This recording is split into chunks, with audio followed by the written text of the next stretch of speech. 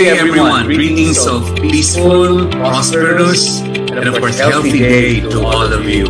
I'd like to congratulate the USTAAI Alumni Association and this powerful committee behind the academe, alumni, and industry government collaboration project, which brings together the four major pillars of the educational system to transform it towards a better normal, not just the new normal. There are three things that we can do together, not just in this summit, in the classroom, but also in offices that we're in.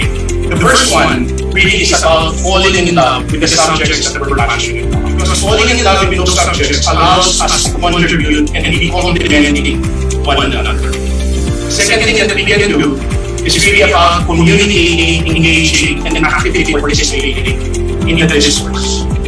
And the last point really is, it is important that the leadership skills of empathy, listening, finding your own purpose, communicating, and collaboration continue to be an important and fundamental part of the education system that we have, but also a very important part of the society that we continue to live with. If Education 4.0 is how we should help transition our students to Industry 4.0, then it must also be a purposeful transformation to the learning experience by emphasizing to students, faculty members, and school administrators to take on challenges head-on. This summit, which we started in 2019, is an important down payment for that transition.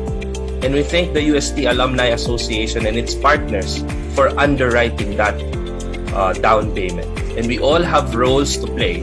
Will be paid by experimenting together, sharing knowledge, welcoming new partners, and by harnessing the actions of the academe, alumni, industries, and governments. As our nation progresses in this battle against the pandemic, extraordinary collaborations between all stakeholders need to be instituted.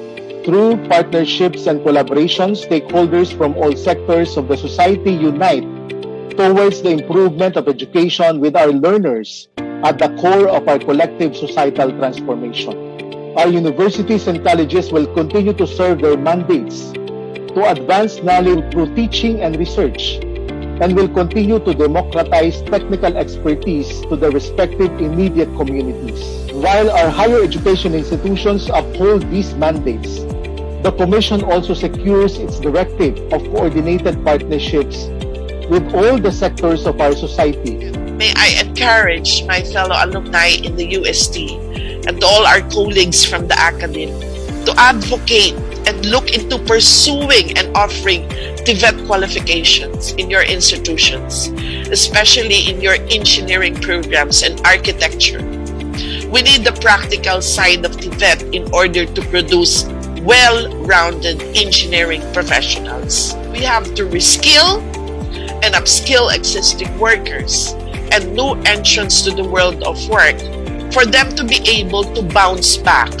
This is also our contribution to the MSMEs and of course to the National Employment Strategy, revitalization of employment.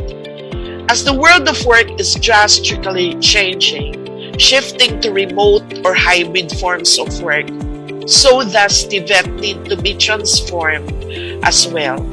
TVET delivery should focus on industry and academic partnership and collaboration.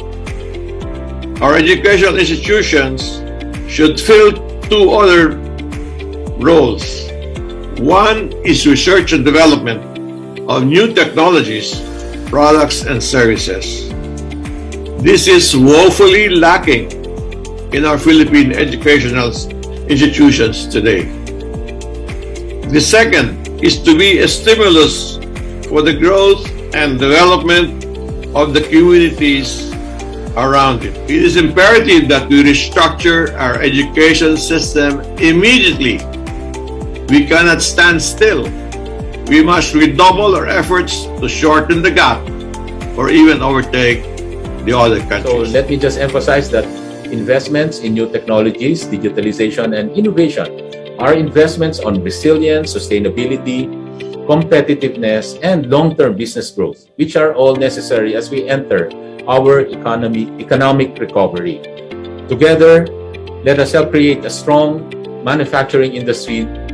And by manufacturing, I also include industry and services that will build back better a more competitive and innovative Philippines, as envisioned by our President Rodrigo Roa Duterte. We have to practice multi-stakeholder collaboration to enable the digital readiness of our learners. This is what we have learned in practicing sustainability.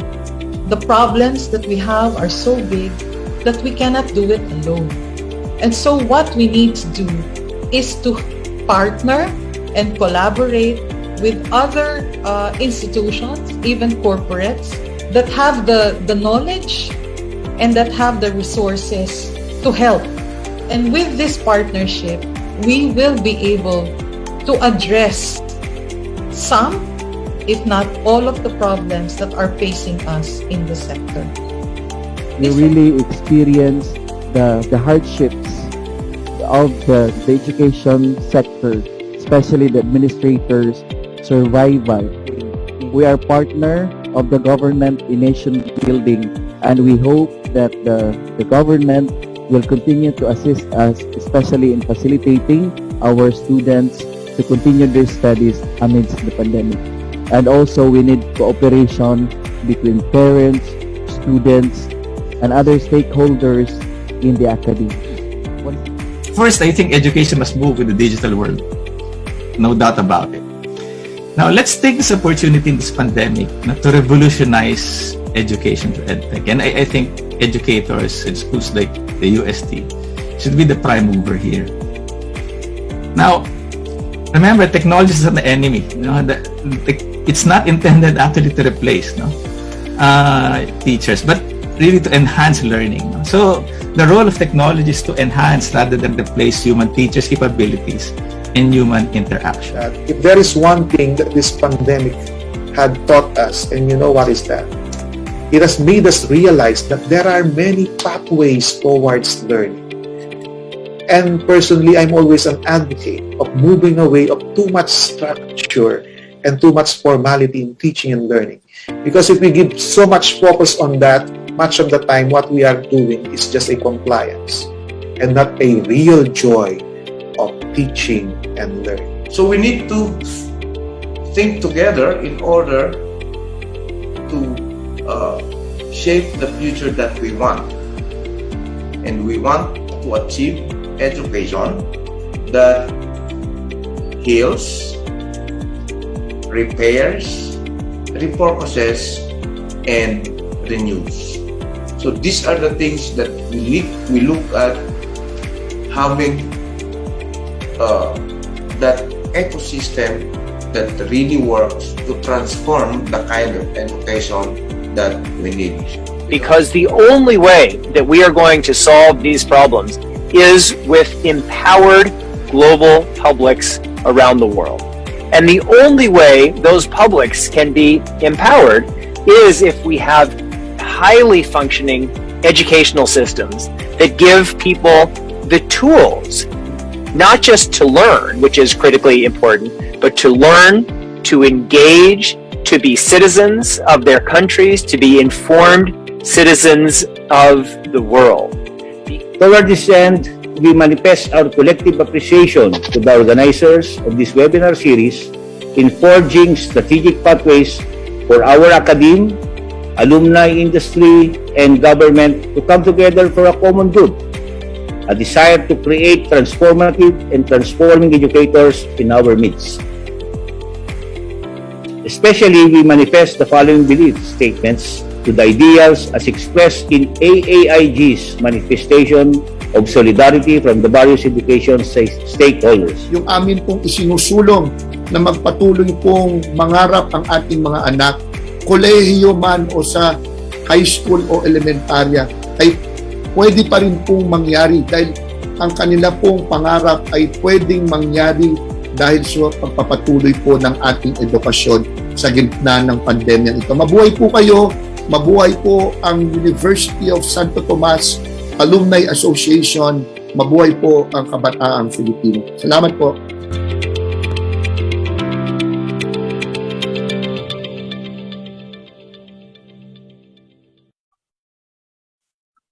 A pleasant morning, ladies and gentlemen. Welcome to the Academe, Alumni, Industry, and Government Caravan Series, or we tag this as AAIG 2022 Caravan Series for Regions 11, 12, and 13 with your hosts and local conveners, the Davao del Norte State College and Western Mindanao State University, with the theme Consolidating AAIG Collaboration for Workforce Education Responsive to Industry 4.0. This Caravan series is broadcasted via Zoom and via Facebook page of DNSC, WMSU Alumni Relations Office, and UST CCPED and USTAAI today, October 14, 2022. And I am your host, Yunida P. Piorak of Davao del Norte State College. It is my pleasure to welcome you all and to those who are present via Zoom and via Facebook Live, along with our speakers, distinguished guests, and our main sponsor of today's event, who will all be formally introduced as we go along in our program. DNSC President Joy M. Sorosa, along with the college management team and the DNSC Dean of the Advanced Studies, Dr. Ronald S. Decano, Program Chair Dr. Marilu D. Honsay, and Alumni Association President Ms. Elaine May Ventura, and WMSU President Maria Carla A. Ochotarena, along with the university officials of WMSU, are absolutely elated with your attendance, ladies and gentlemen.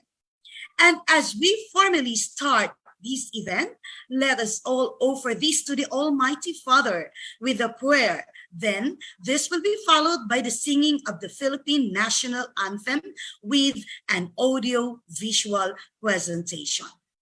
Ladies and gentlemen, let us all offer this to our Almighty.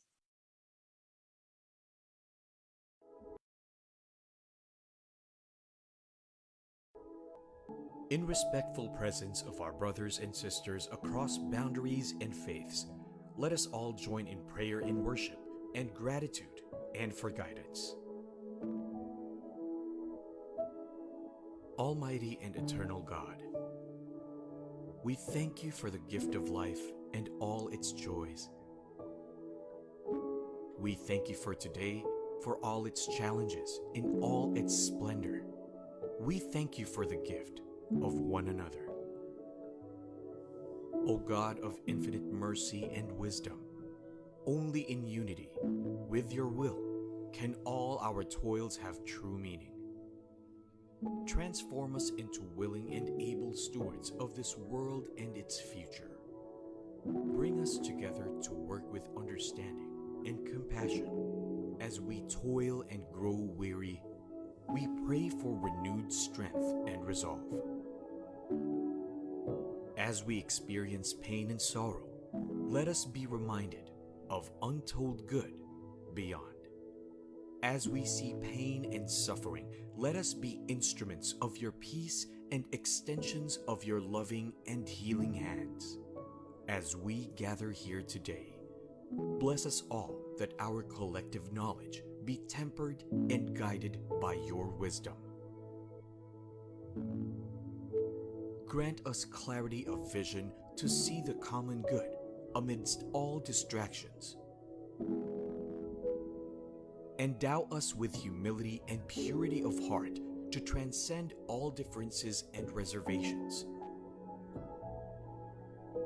When we leave this gathering, let us be the change we seek. As we endeavor to practice what we learn, let us be the good we want to see in others. As we work for our learners and their future, let it be that your will be done. In solemn silence, let us conclude with our own personal prayer.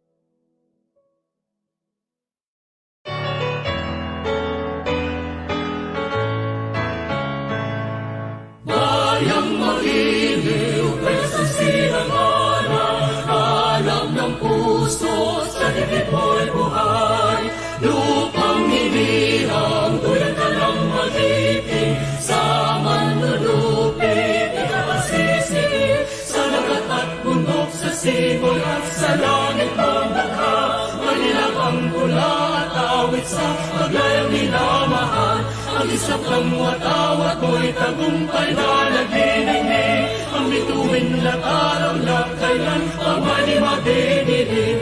Lupa ng araw ng walhati pagsinta, buhay ay hangin sa piling mo. Aming ligaya na pag may mangapi, ang mamatay ng dahil sa'yo.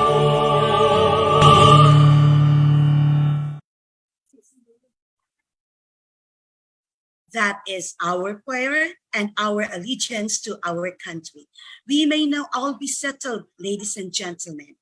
And as we continue, let me have these friendly reminders so we can gain a fruitful insight or fruitful insights in today's event. To avoid unnecessary buzzing or hissing sound on air, may we request for the participants' microphone to be turned off throughout the duration of this webinar.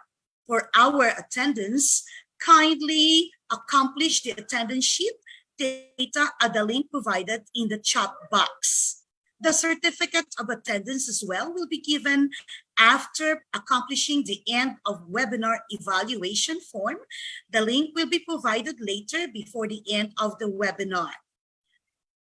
And we have here, certificate of attendance will only be given should there be an accomplished evaluation form.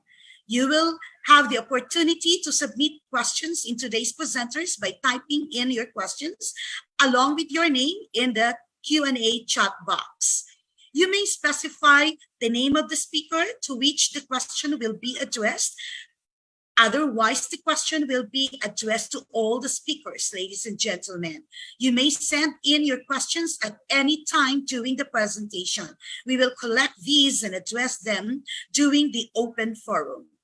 And then, if you are experiencing any technical issues or difficulties, you may notify the Secretariat by typing into the chat box.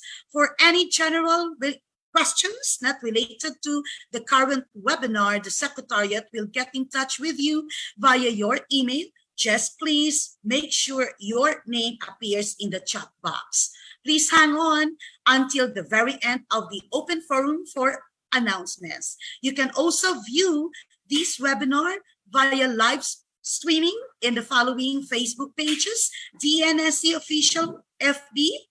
We have here the WMSU Alumni Relations Office and USTAAI and the CCPED.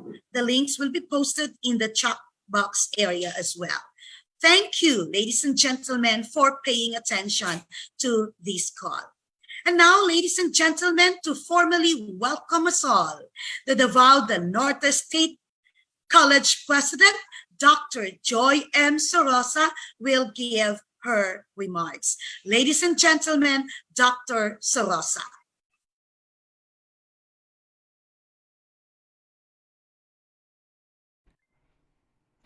To Dean Henry Tenedero, Convener of the AAIG 2022 Caravan Series and Chairman of the UST Alumni Association Incorporated. Associate Professor Jocelyn Agawili, Organizing Chair and Director of the UST Grad School CCPED. Professor Evelyn Songko, President of the UST Alumni Association. Our esteemed speakers today, our dear participants, welcome to the Academe, Alumni, Industry, and Government 2022 Caravan Series, and good morning. The Davao del Norte State College, through the Office of the Vice President for Academic Affairs, with the Institute of Advanced Studies and the DNSC Alumni Association, is grateful to partner with the UST Alumni Association Incorporated to serve as its local host in the conduct of the AAIG 2022 Caravan Series in 5 strategic areas in National Capital Region, the Calabar Zone, Cordillera Administrative Region, Visayas, and Mindanao. One of the great ways to practically and strategically apply the main learning points derived from the conduct of AAIG Summit 2021 is through the conduct of this webinar, where we aim to develop an academe, alumni, industry, and government community of practice, identify champions of this convergence, and produce academic discourses on transformative education toward young alumni transition from the academe to Industry 4.0 to Industry 5.0 workplace. Today's perspectives sharings through the clarion call from our esteemed speakers are something to look forward to. This is such a wonderful avenue to listen to how the multi-sector respond to the challenges of the time. You see, as an academic institution, we play a crucial role in resolving our issues and concerns at hand and give our best efforts to find solutions to challenges and maximize our opportunities. But responding to this, along with other sectors who also have vital roles to play, truly makes a difference. Hence, this strategic alliance through our collaboration with multi-sector is indeed one of the keys to succeed together in whatever endeavors we have and achieve our set goals and vision together. Once again, welcome to this webinar. Thank you and good morning. Thank you very much, Dr. Rosa, for the confirmation of partnership of this AAIG Caravan 2022. Your message and presence is highly appreciated. At this juncture, to give us a glimpse and to further enlighten us with the what and why of AAIG, we shall now hear important messages from two of our distinguished guests. Please welcome Professor Inocencia Ira Tionco, Vice President, University of Santo Tomas, AAI, and Dr. Fe Hidalgo, former Undersecretary, OIC Secretary of the Department of Education. Ladies and gentlemen, let us welcome them. This is the day the Lord has made, and we thank God for this final run of our 2022 AAIG Caravan.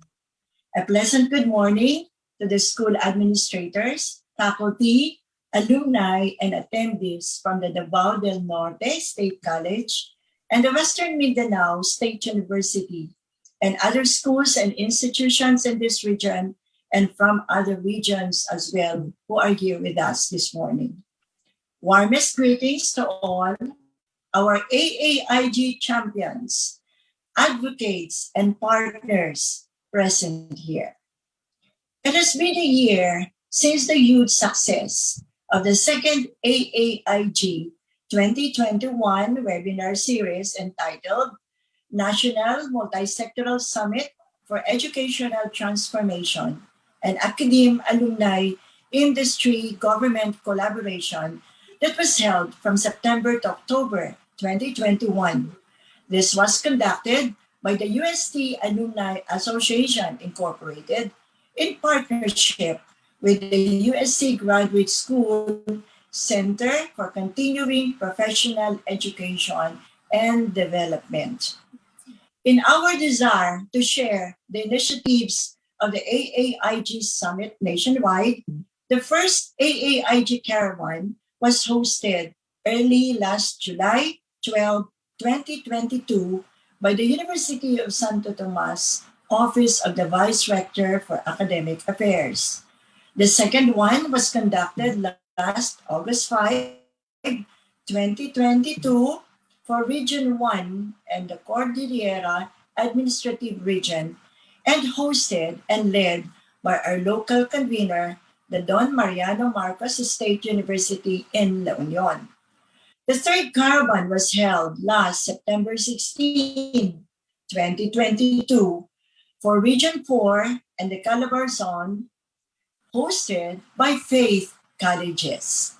Last September 30, we had the fourth caravan in Regions 5, 6, that's entitled Strengthening Approaches Towards the Preferred Future.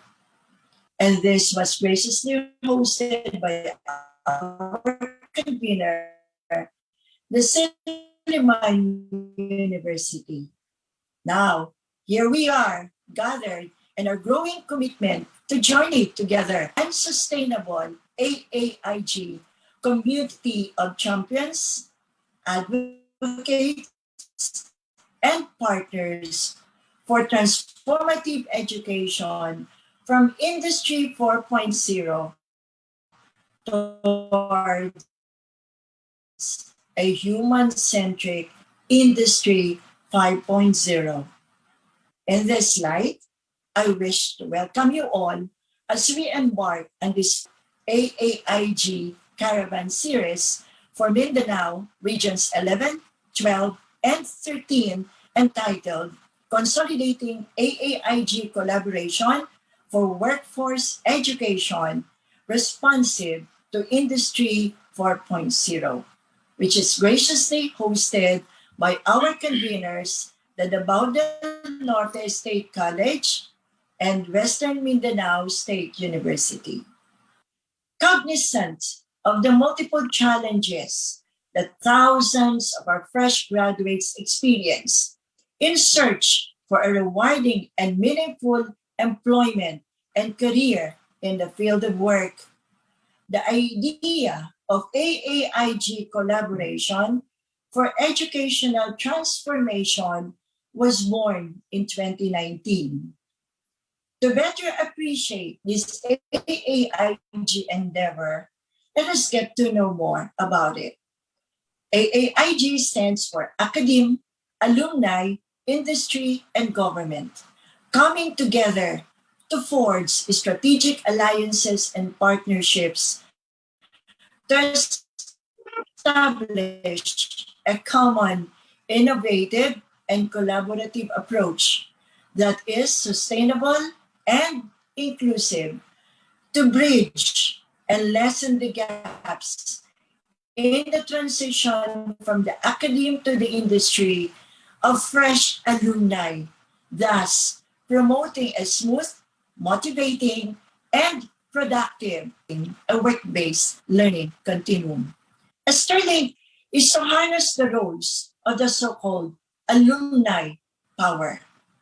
Power stands for partnerships, organizations, will, expertise, resources.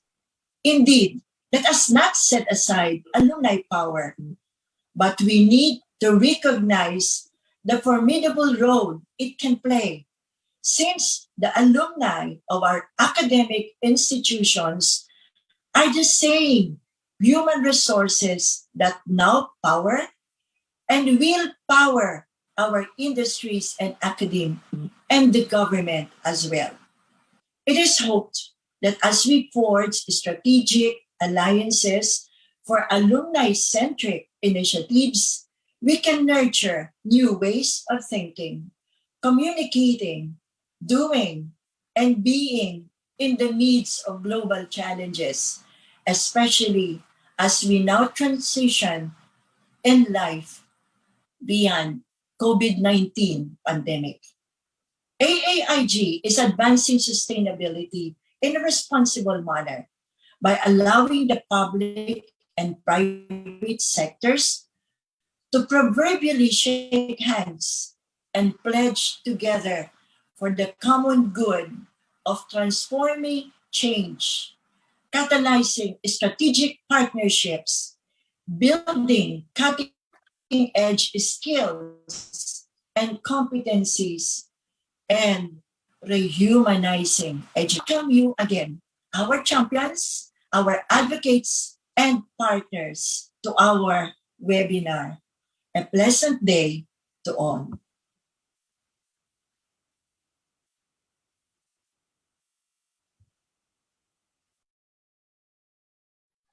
The AAIG Caravan 2022 series is about coming together towards meaningful public and private partnerships, as mentioned before. It is coming together of hopes and of dreams, coming to life for all those involved in education, in policy making, and implementation. It is the beginning of a more progressive initiative or initiatives for development. This is towards productive partnerships and networks in the immediate future and in the long term for progress and development of this beloved country. AAIG is anchored on the belief that education must serve society as an instrument for fostering the creation, the advancement, and dissemination of knowledge in the midst of an Industry 4.0 stage, and even beyond. And that requires skills for renewed focus on life skills, on career skills. The digital literacies call for higher order thinking, for initiatives and inventive thinking as well from all of us. AAIG is cognizant of the triple goals of equity, of career and life skills, and inventive thinking, as I mentioned earlier.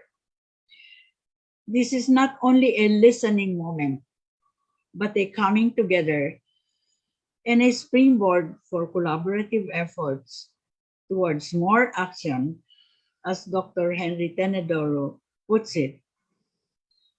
AAIG shall endeavor to enable our children to attain the fullest realization of their potentials, their dreams, and our dreams. This is a huge task, but it is time for us to come together and move our talk in the spirit of collaboration. Please hop in, therefore. Welcome and good morning, everyone. Thank you very much, Professor Tionko, with the many points that you have pointed out. And I love to hear the line, community of champions. And we are so much thankful that Davao del Norte State College and with the WMSU, Western Mindanao State University, are your partners of this community of champions. And to that of Dr. Hidalgo's line, that we are going to be productive networks, which is and will be serving our community with that collaborative efforts. Thank you, our dear guest speakers. Let us now welcome Mr. Don Timothy Buhain, the CEO, Rex Education, as our main sponsor for this Caravan series for his message. Let us welcome Sir Buhain.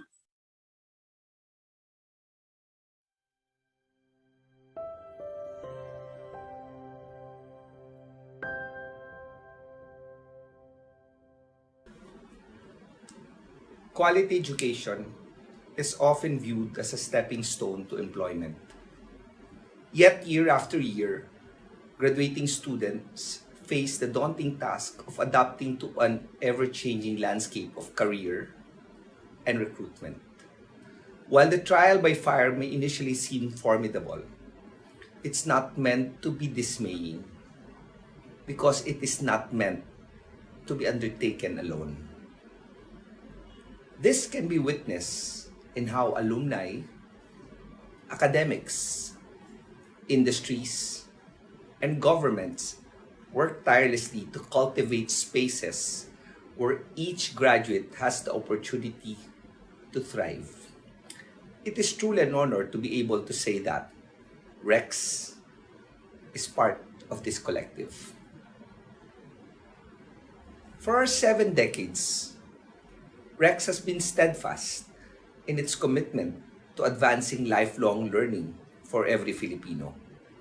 Our humble beginnings can be traced back to selling and publishing books for basic and tertiary level, law and professionals, establishing Rex as a pioneer in the educational publishing industry. Developing books and other learning materials continue to be part of our core solution. Now, in response to the changing needs of our learners, we support education in all forms and provide 21st century learning solutions.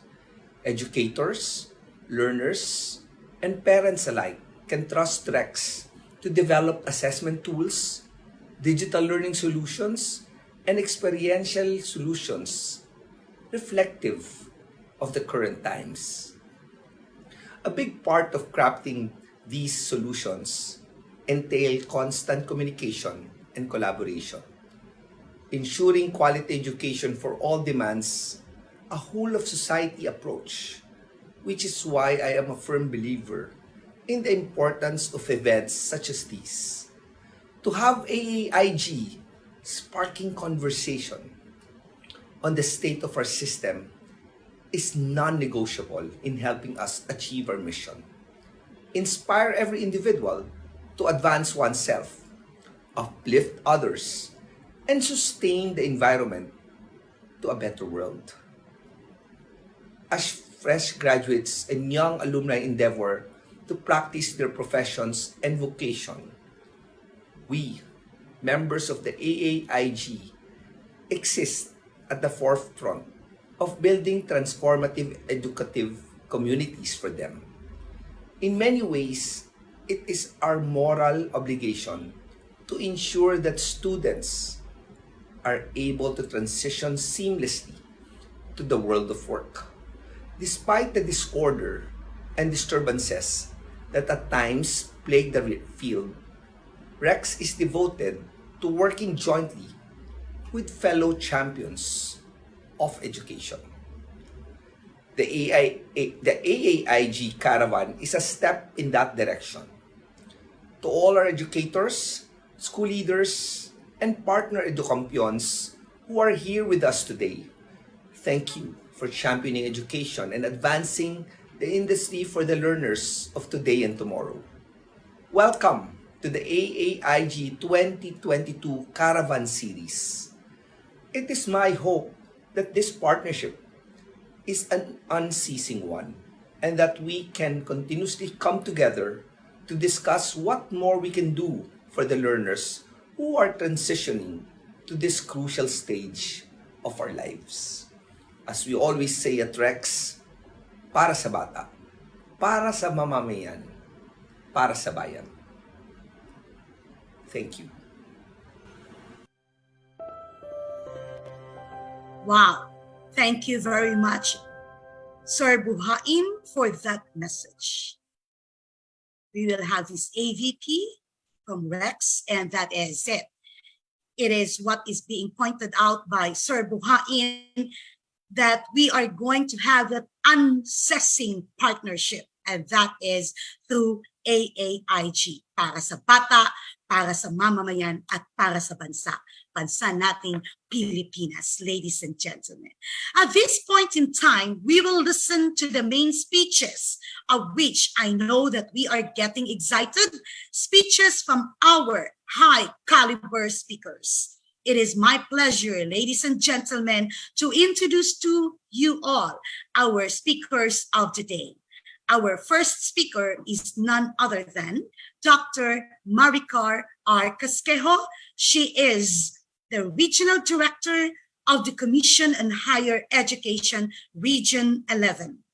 Aside from being a career executive service officer, Dr. Maricar Arcasquejo is a computer engineer and an educator. She is a holder of various degrees such as Bachelor of Computer Engineering, Master in Information Management, Master in Business Administration, and PhD in Development and Research Administration.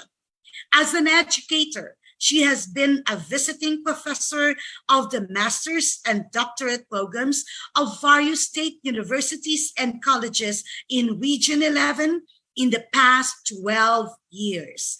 She became the regional director of CCPED Caraga for almost 5 years. In January 11, 2019, she, or Dr. Casquejo, was transferred as regional director to CCPED Region 11 in Davao City, her home base prior to her assignment in CCPED Caraga. Ladies and gentlemen, let us all welcome Dr. Maricar R. Casquejo for her informative talk.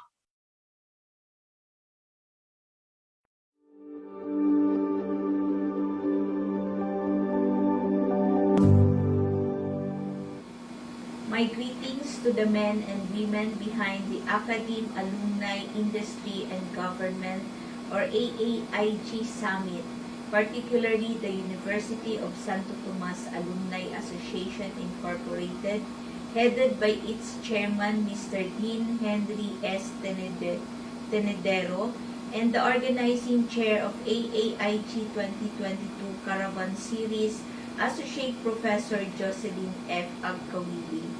I would also like to make special mention to the team behind the organization of our AAIG 2022 Caravan for Mindanao, co-hosted by our very own Davao del Norte State College, headed by their dynamic president, Dr. Joy M. Sorosa. The Commission on Higher Education Regional Office 11 commends all those involved in the conduct of the AAIG Caravan for their invaluable efforts in implementing the series in order to continuously cascade learnings and to encourage more people to be an advocate for AAIG. Congratulations for all that you have accomplished thus far. I will be sharing with you some perspectives anchored on the importance of the collaborating partnership efforts among the academe, alumni, industry, and government sectors. As the forerunner in higher education, it is imperative that we keep the conversations going and continually ask ourselves the all-important question: in a world that is becoming more volatile, uncertain, complex, ambiguous, and disruptive, how can we, the education sector, particularly the higher education sector, adapt and evolve with the times and contribute to societal transformation and development? In the Philippines, the national government considers higher education institutions as accelerators of innovation and inclusive economic prosperity. The academe, particularly the higher education institutions, play a significant role in the attainment and realization of the United Nations Sustainable Development Goals and the country's long-term vision, that is Ambition 2040, of a strongly rooted, comfortable, and secured life for all Filipinos. Thus, consistent with the Commission's vision of an educational system that is equitable and producing locally responsive, innovative, and globally competitive graduates and lifelong learners, the CCPED Regional Office 11, and in collaboration with the Regional Development Council, or RDC 11, and Department of Science and Technology 11, and the NEDA 11, formulated an integrated and comprehensive framework involving in all stakeholders of the global polity, from the public and private sectors to academia and civil society, the Ready for Far framework, or the Resilience in Education through Development and Innovation, or REDI, for Fourth Industrial Revolution, framework towards a far responsive and prepared human capital.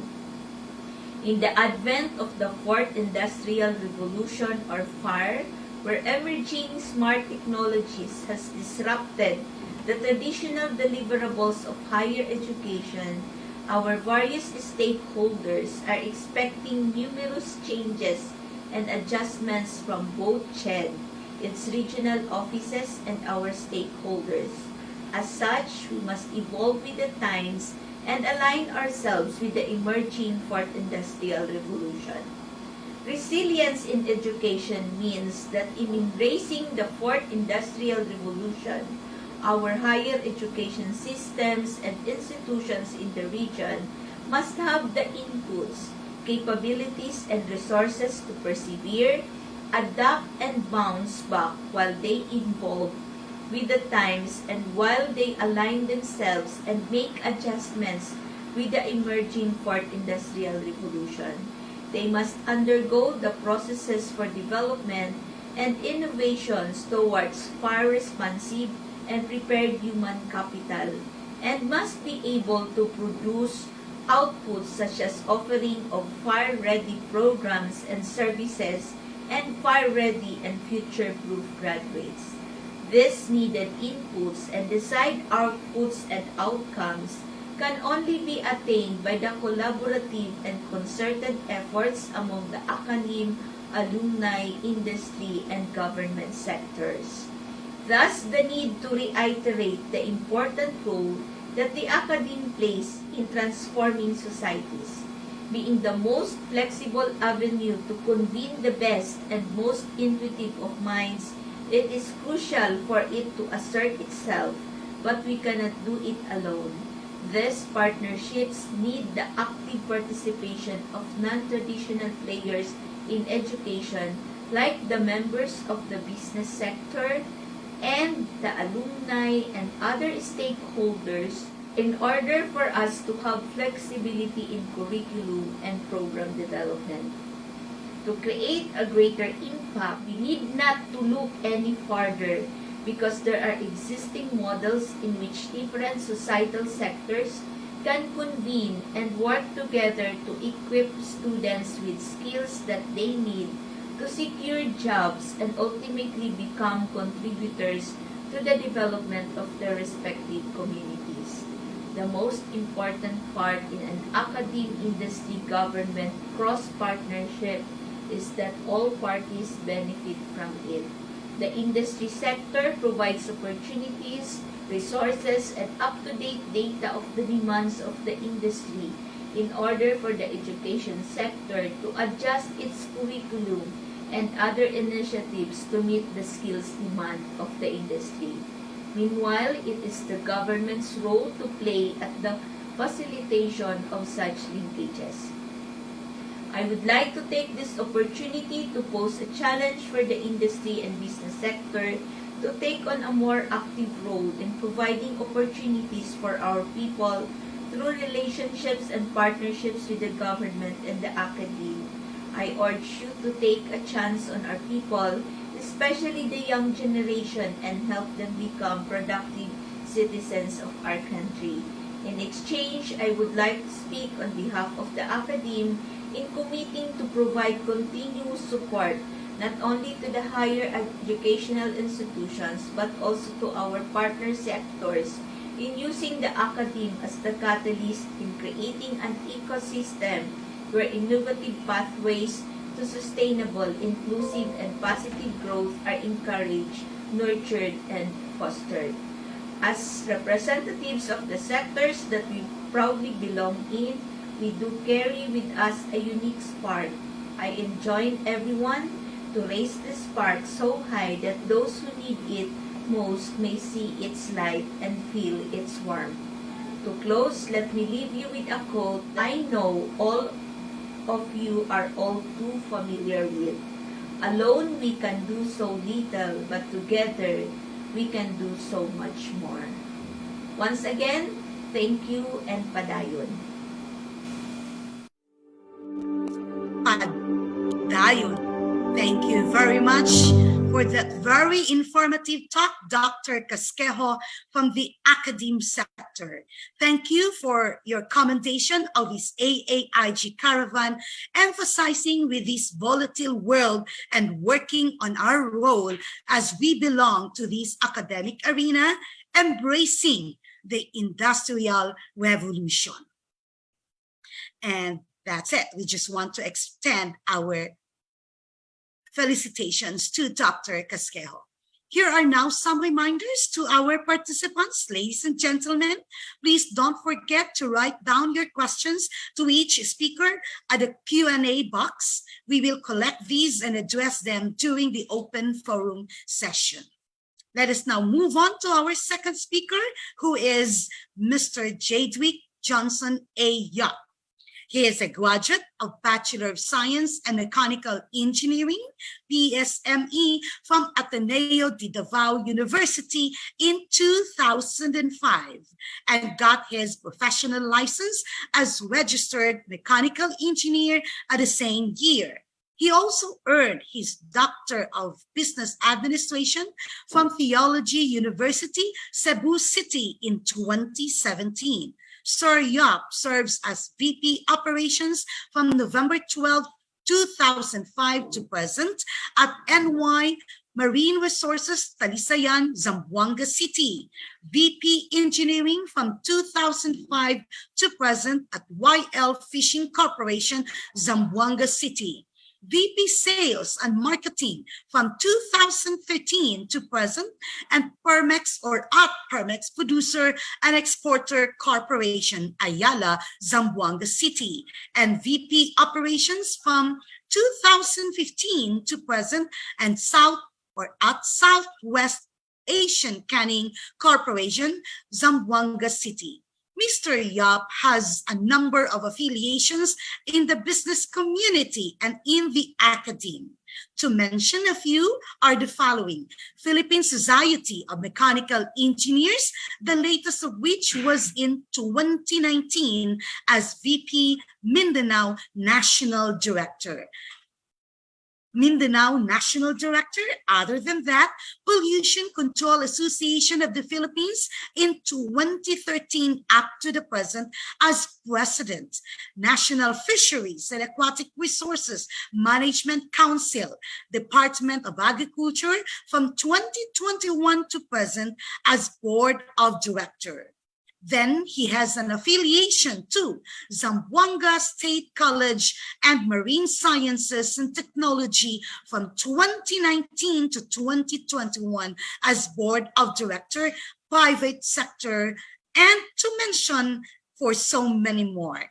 Ladies and gentlemen, our next speaker, the National Fisheries and Aquatic Resources Management Council, Department of Agriculture, SOFIL, President Jadwick Johnson A. Yap. Good morning. Good day, everyone. First, I would like to express my heartfelt gratitude for this invitation, and also for giving us, the industry sector, the chance to present our views and take on the need to partner.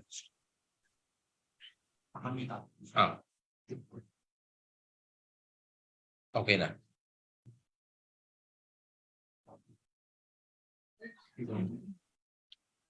Nakamute ba? Okay na. Yeah. Okay. I'll just repeat. Good day, everyone. First, I would like to express my heartfelt gratitude for this invitation and also for giving us, the industry sector, the chance to present our views and take on the need to partner and collaborate between academy and industry. I prepared several topics that we in the industry sectors need to show or present. So I'll just share.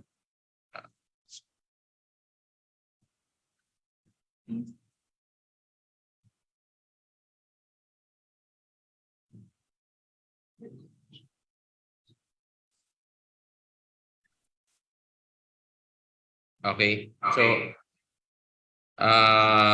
My title of my presentation is The Industry for Philippine Economic Growth.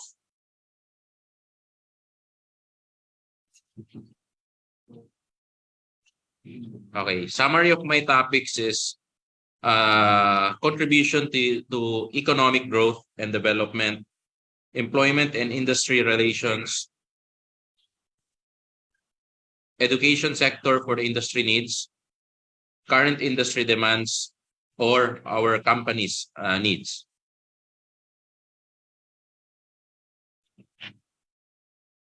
So let me begin with a quote from the American inventor, engineer, and businessman, and the holder of 186 patents, the founder of Delco, and was head of research at General Motors from 1920 to 1947, and known for automotive development such as the electrical starting motor and leaded gasoline.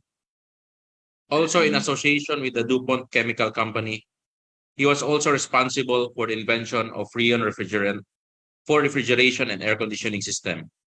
Charles F. Kettering. There exist limitless opportunities in every industry. Where there is an open mind, there will always be a frontier. According to industry.gov.ph, now seen as a new growth area, the Philippines is well positioned to attract new investments that would catalyze industry growth and development. Since 2012, the DTI has focused on the new industrial policy that aims to improve the country's competitiveness and provide a business environment conducive to industry upgrading. Moving up the global value chain, creating quality jobs, and attaining sustainable and inclusive growth. The graph shows the steady rise of employment in the industry sector.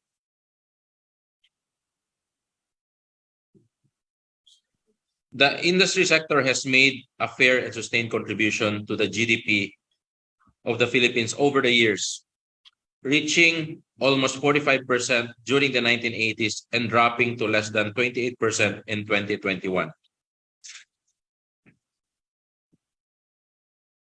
The sector still employs nearly 1/5 of the country's workforce. Thus, we contribute greatly to the Philippine economy, both on the GDP and GNP. Also on the tax revenue that we greatly contribute. These are, in the Philippines, the three major industries: manufacturing, fishing, and agriculture. In turn of century, the relationship of employees and employers have changed. From treating workers as commodities, now they have become partners, having symbiotic relationship. Industries will not be able to survive without workers. And the absence of industry means lesser to no income for workers, employees. Thus, this affects greatly the Philippine economy, having what we consider a domino effect.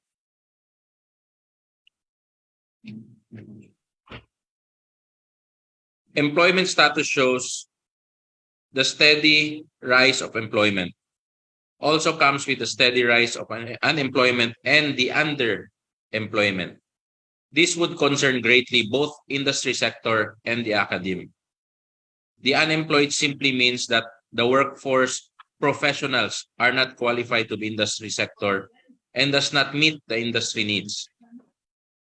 Even they are degree holders, their qualifications are not on the or have no place in the industry. The underemployed simple defines that true they are hired, their work is not in relation with the degree earned or the professional expertise, so to speak, that they have. They were accommodated to serve the needs of the industry. Sorry.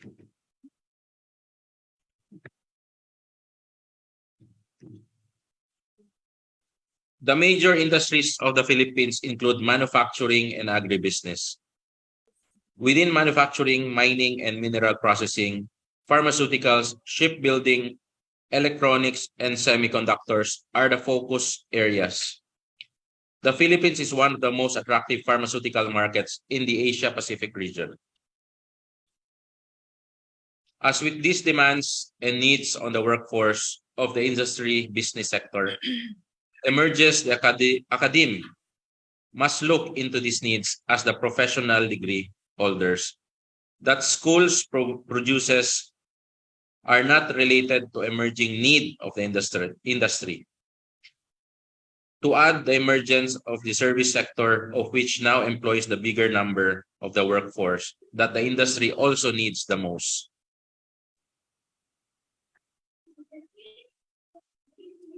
As for us in the fishing and canning industry, these are pressing needs.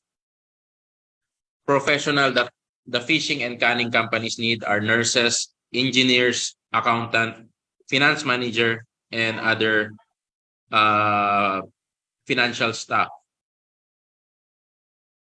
As of last year, we newly hired 57 professionals with these fields of expertise.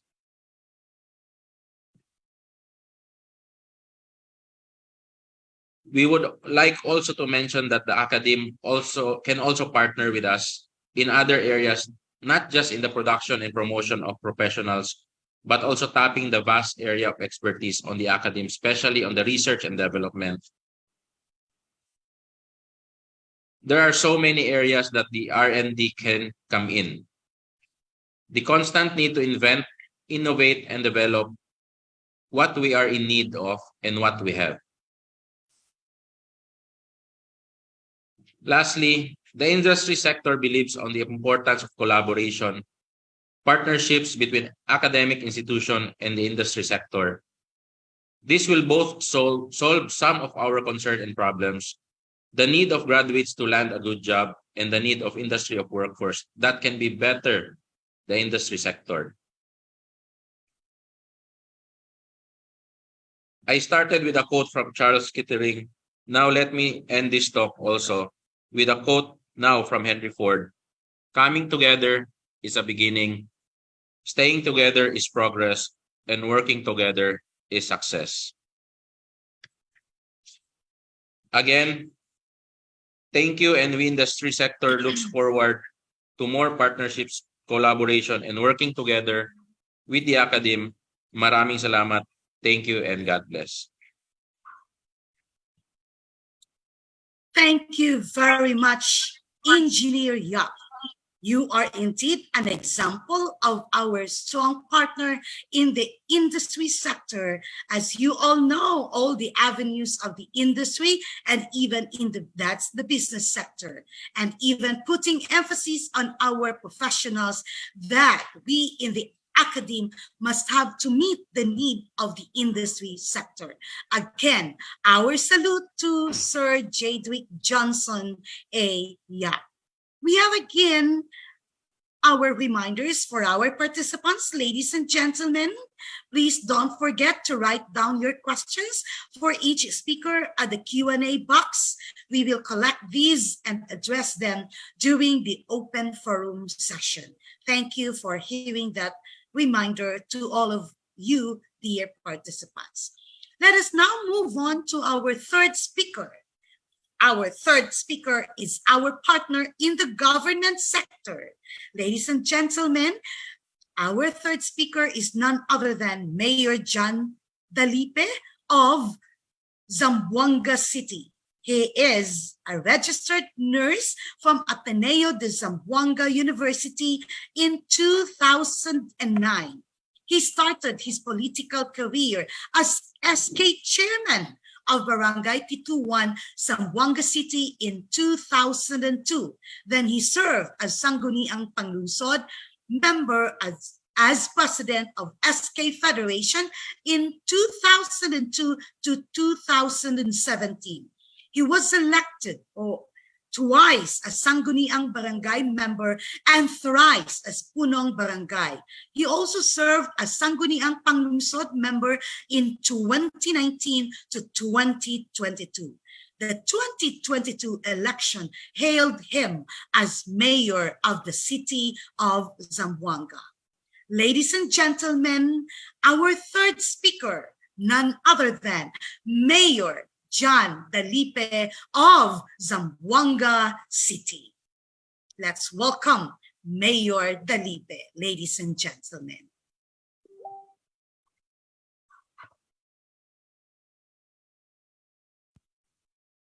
Our apologies po. Mayor Gumanaw is not yet in the Zoom link. Maybe, ma'am, we can introduce Dr. Gumanaw muna po. Thank you. Okay, so we are waiting for Mayor Dalipe, and let us have a call to Dr. Gumanaw as our third speaker. Our third speaker, Dr. Gumanaw, is getting ready as well. Dr. Gurley S. Gumanaw is holding Professor 6th rank. Professor 6th rank, ladies and gentlemen, and currently the Vice President for Academic Affairs of Davao del Norte State College, New Visayas, Panabo City, Philippines, knowing DNSC to where we are. Dr. Gumanaw is a graduate of Davao del Norte State College under the program Doctor of Philosophy in Higher Education, major in Biology, under the tutelage of Dr. Angel C. Alcala, national scientist who became her inspiration in marine and coral reef conservation. Dr. Gumanaw is holding Professor 6, as being said, and has been serving the institution for more than 30 years. Her advocacy in the conservation of marine species resulted to the implementation of Taclobo Tours, which has forged strong partnership with the local government units and people's organization, provided livelihood and tourism, and empowered through communities in the conservation of giant clams in Samal Island, or we call it as Island Garden City of Samal, Philippines. With her passion for marine biodiversity conservation, Dr. Gumanaw has resulted to various research publication and citations, bagged awards and recognition, namely Outstanding Agri-Fishery Scientist, Gawad Saka Search for Outstanding Agri-Achievers of Region 11, Dove Nord Golden Excellence Award, and Outstanding Pana Bowan. She is so grateful to her alma mater and employer, the Davao del Norte State College, primarily established as a fishery school to provide solutions to dreadful situations of the marine and fishery resources. One of the country's regional institute of fisheries technology, a developing state college. This is the Davao del Norte State College, but her greatest support and inspiration to endure challenges and to inspire students to see the bright spots of marine conservation. Ladies and gentlemen, Dr. Gurley S. Gumanaw as our third speaker.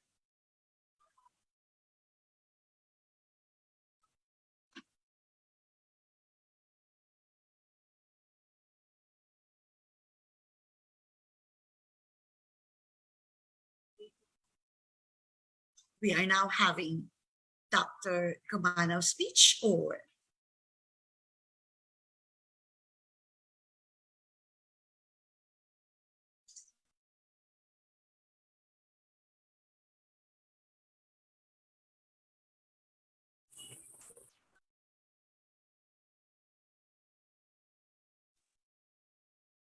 yes, sir. We are now waiting for the speech of Dr. Gumanaw, as being said, or what are we going to pop in here?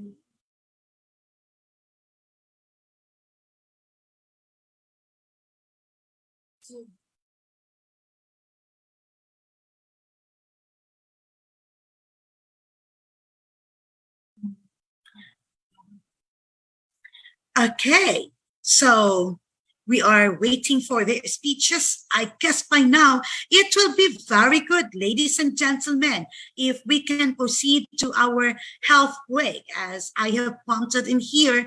So before we're going to proceed to the two speakers of the day, then please be reminded again that you are going to have your questions to be written down after each speaker. Then we are waiting for the speeches of Mayor Dalipe and Dr. Gumanaw. But so this time we are going to have a short break, ladies and gentlemen, before we're going to proceed to the next set of speakers. Give us a few minutes as well, as we are going to run down as well to your questions. If you have already written down into our Q&A chat box. So this time we may refresh ourselves for a while for water or coffee break or some other personal necessities. But ladies and gentlemen, please stay tuned because we will be right back after a while. We will be showing short videos to acknowledge our sponsors. So we are going to have these video to be presented to us. Ladies and gentlemen, let's enjoy these short videos while at the same time having our health break.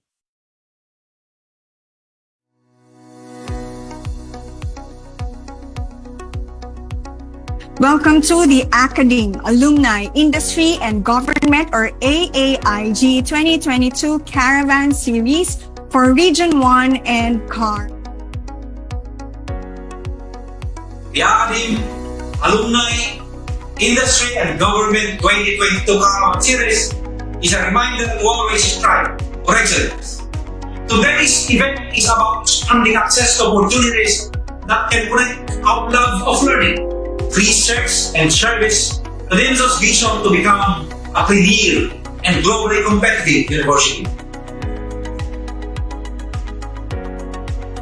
AAIG stands for Academe, Alumni, Industry and Government coming together to forge strategic alliances to establish a common, innovative and collaborative approach that is sustainable and inclusive to bridge and lessen the gaps in the transition from the academe to the industry of fresh alumni, thus promoting a smooth school-to-work transition by implementing a work-based learning continuum. For 7 decades, REX has been steadfast in its commitment to advancing lifelong learning for every Filipino. To have AAIG sparking conversation on the state of our system is non-negotiable in helping us achieve our mission. Inspire every individual to advance oneself, uplift others, and sustain the environment to a better world. It is our fervent desire to champion quality higher education while being watchful of the possible threats of this pandemic. I give emphasis to the importance of collaborative partnership efforts among the academe, alumni, industry, and government sectors of which the AAIG Caravan 2022 intends to accomplish. These sectors must work in harmony to attain a common goal. Generally, some of what we hope to continue achieving amidst the pandemic are as follows. Of course, the successful learning of competencies, whether we teach virtually or physically or a combination of both. Of course, we also have to think of reducing pandemic risks. We hope to continue with our enrollment, graduation, employments, etc. The successful implementation of these 5 pillars, EGASE, means the successful capacitation of our people on various skills. Resiliency and sustainability are two broad and strong terminologies when we speak about our country's developments. Just as I have learned at the DMSU Open University system that people should be at the center of the policy debate, the Senate holds on to the ancient and fundamental democratic truth that given the right circumstances, ordinary people have a substantial capacity to overcome differences and discover common ground. Collaboration is that common ground. The MSME sector is a critical driver for our country's economic growth. The sector serves as supplier and subcontractor to large enterprises and forms a strategic component of the export value chain. Thus, the need for a program that can help the micro and small enterprises become part of the growing economy and will somehow contribute in promoting transformational education. The Department of Trade and Industry endeavors to provide enabling programs to help aspiring entrepreneur roll out his or her business and engaging smarter entrepreneur to earn more.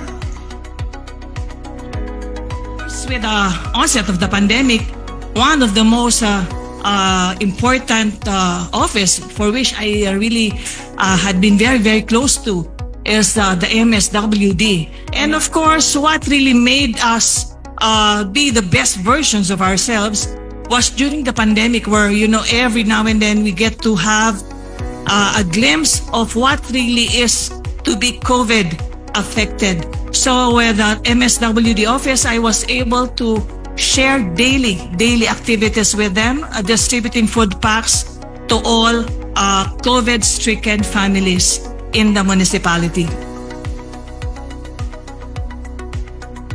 The AAIG story started 3 years ago.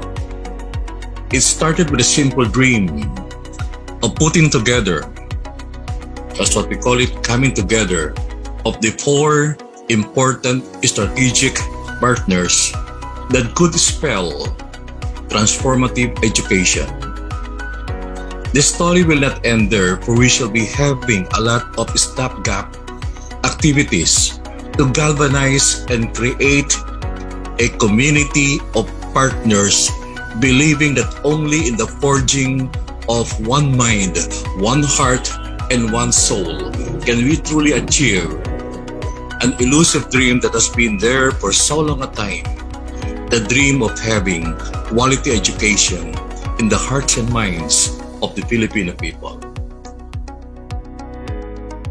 From this gathering, we really hope that we will be able to discover in the near or far future models of partnership between the government, particularly the Senate and the DTI, and the local government and the colleges and universities, because we hope that we will all be able to pursue a community of practice where we will promote always the conversation among the 4 sectors.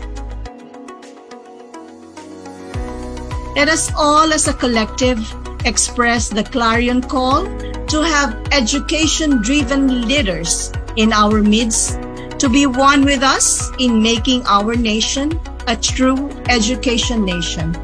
Let us continue to build robust education ecosystems and communities of practice where spirited and dynamic conversations flourish, ensuring fast incubation and birth of more pathways towards inclusive success.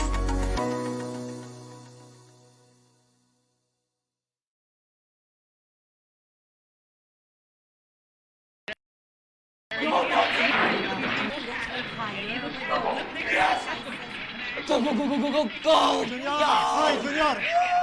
Junior! And then, di ba may assignment ka na dapat ipasa ngayong hapon? Ako muna dyan, hoy! Ako muna. Sige na. Nagsisimula na yung basketball. Yan! Ano ba, Junior? Umayos ka na. Huwag kayong pahara-hara dyan. Ma'am, excuse me. Oh, nabasa ko na yung case study. Kasi kita nyo, may meeting ako dito. Nakakahiya. Ito, sa revised penal code. Tumahimik kayo dyan. Hoy! Sige, hindi na tayo maabot. Doon ka na. Sana na. Okay ka lang? Baby. Bakit? Naman ka ba? Bakit di ka nagagawa ang assignment mo? Nagsasabi sa amin, kumopya ka lang eh. Ano nangyari, anak? Anak, ano nangyari sa'yo?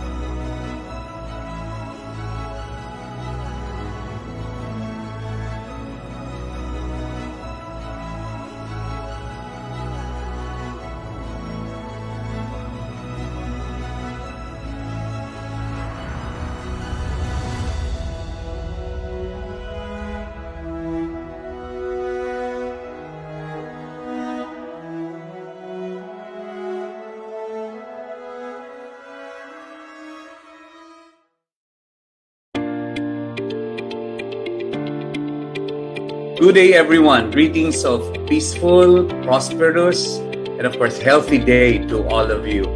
I'd like to congratulate the USTAAI Alumni Association and this powerful committee behind the Academe Alumni and Industry Government Collaboration Project, which brings together the four major pillars of the educational system to transform it towards a better normal, not just the new normal. There are three things that we can do together, not just in this summit, in the classroom, but also in the offices that we're in. The first one really is about falling in love with the subjects that we're passionate about. Because falling in love in those subjects allows us to contribute and be complementing one another. The second thing that we can do is really about communicating, engaging, and actively participating in the discourse.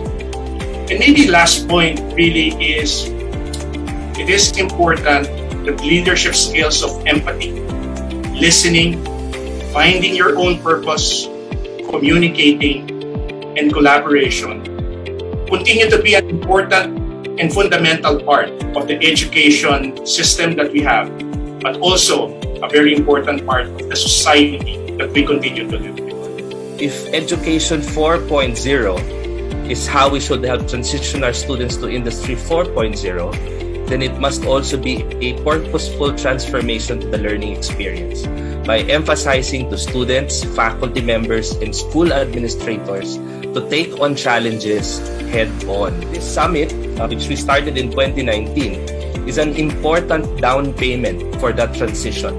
And we thank the UST Alumni Association and its partners for underwriting that down payment. And we all have roles to play. We'll be paid by experimenting together, sharing knowledge, welcoming new partners, and by harnessing the actions of the academe, alumni, industries, and governments. As our nation progresses in this battle against the pandemic, extraordinary collaborations between all stakeholders need to be instituted.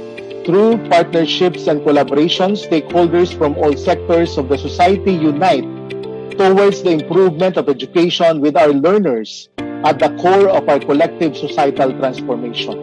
Our universities and colleges will continue to serve their mandates to advance knowledge through teaching and research, and will continue to democratize technical expertise to the respective immediate communities. While our higher education institutions uphold these mandates, the Commission also secures its directive of coordinated partnerships with all the sectors of our society. May I encourage my fellow alumni in the UST and all our colleagues from the academe to advocate and look into pursuing and offering TVET qualifications in your institutions, especially in your engineering programs and architecture.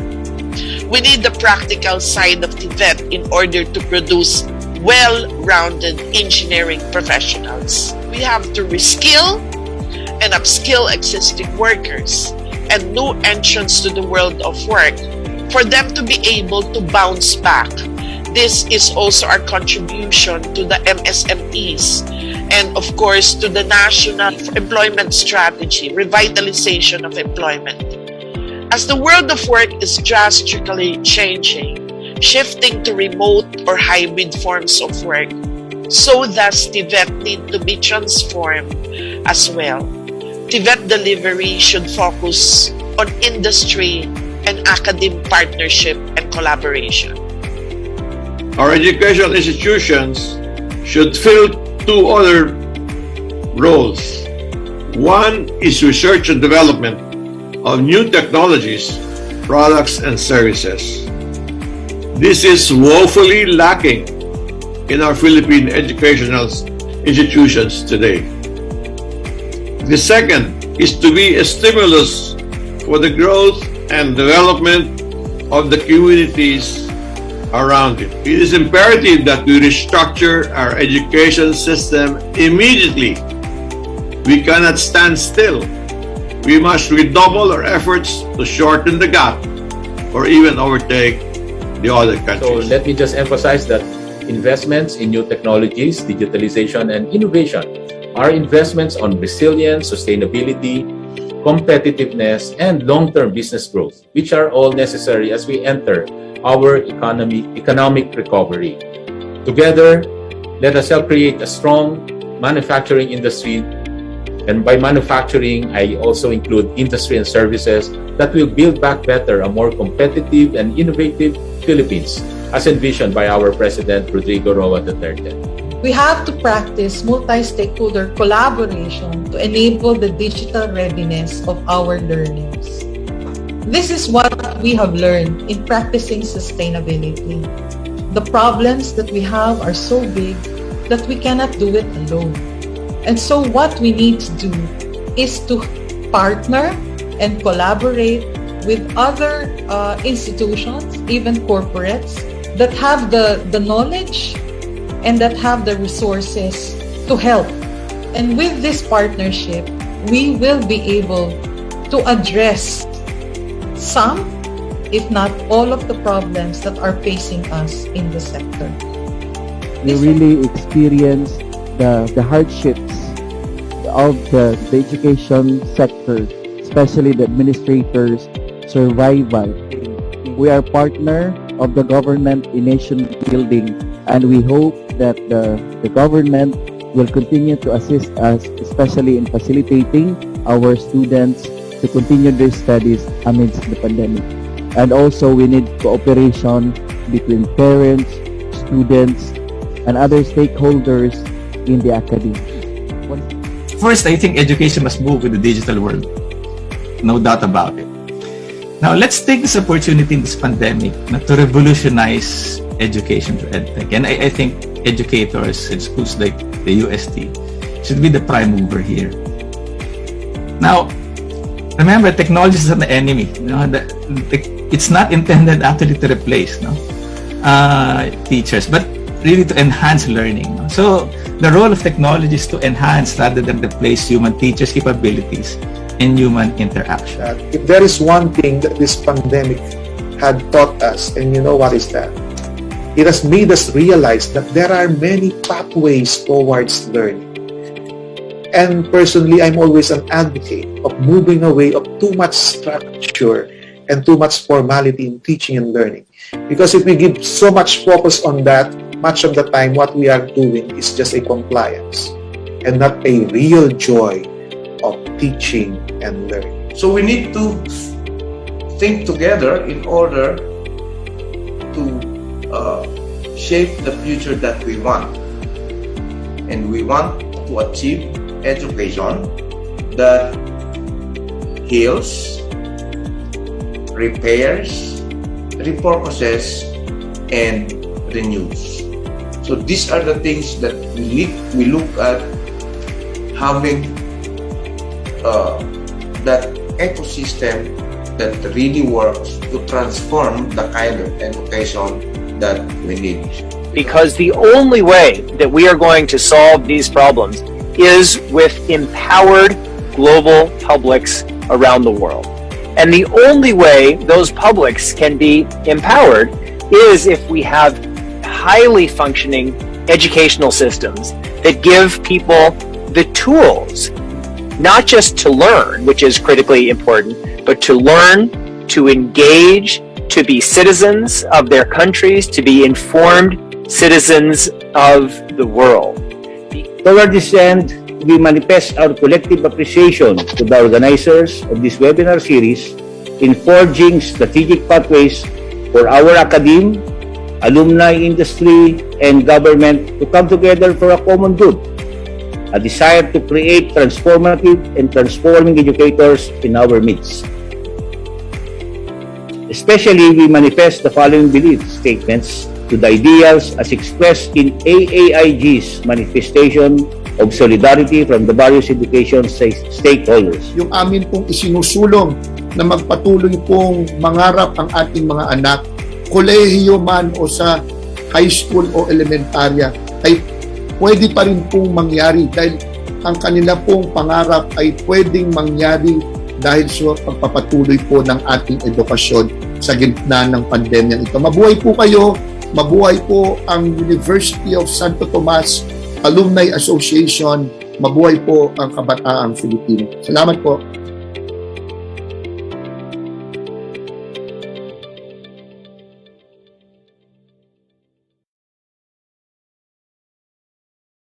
Oh, wow. What a highlight, ladies and gentlemen, that we have watched. That's so touching. Should you be asked for a word to describe that video? I know for sure that you have your different descriptions to give. That is just indeed an elating one, and that really posted a challenge to us, not only to the alumni most likely, but even to us as professors of the State College and University, the Davao del Norte State College, and the Western Mindanao State University. We are so grateful to what we have watched.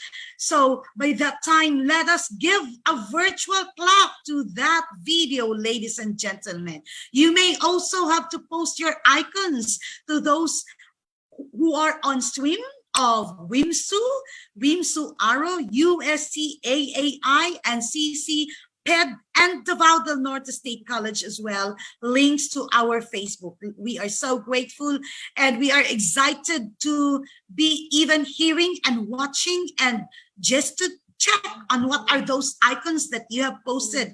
That is a message that you are giving to us as we are going to continue forging this partnership, this collaboration to our academe, alumni, industry, and government partnership.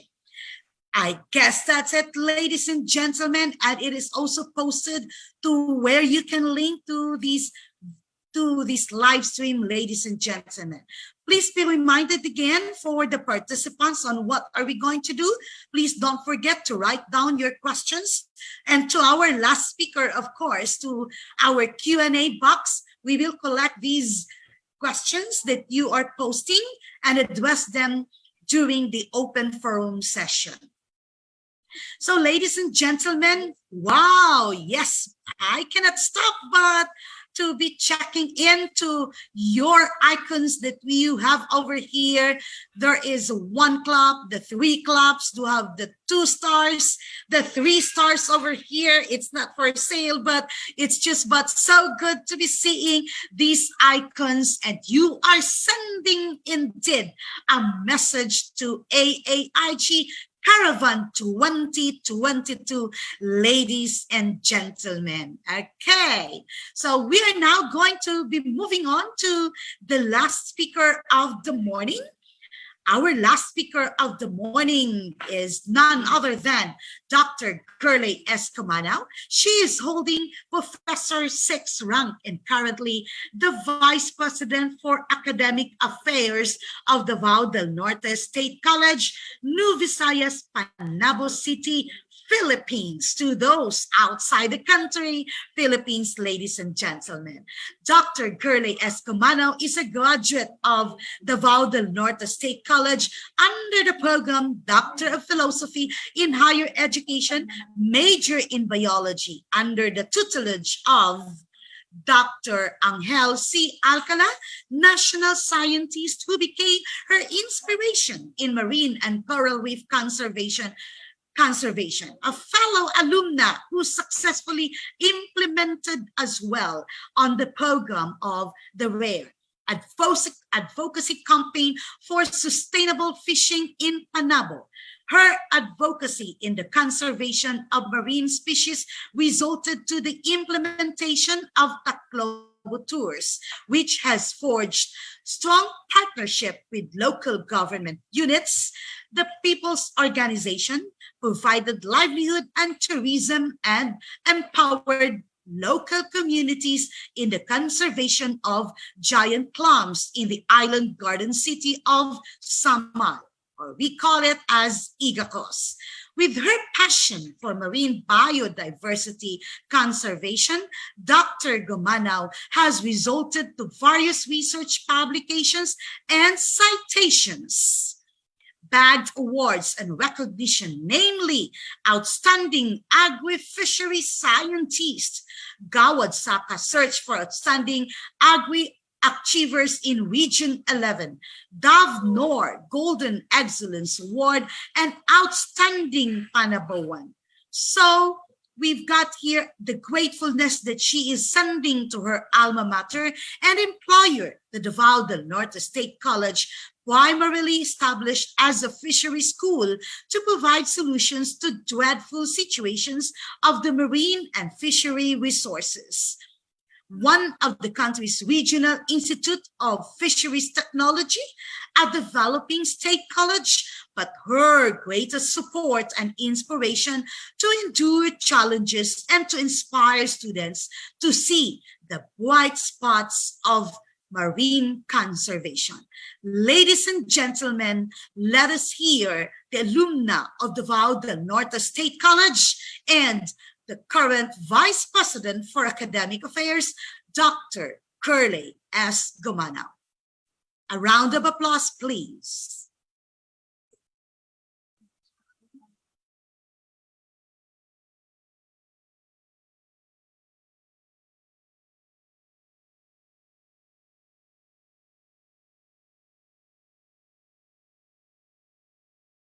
A pleasant day to everyone.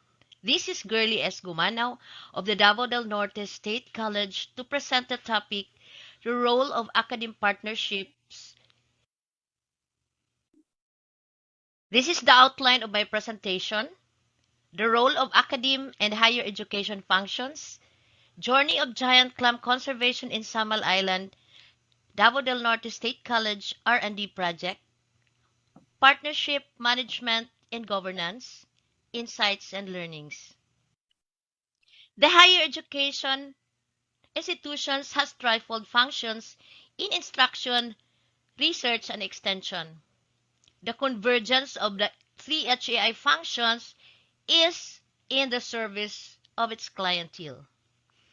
The Davao del Norte State College, as a higher education institution, implements these three functions.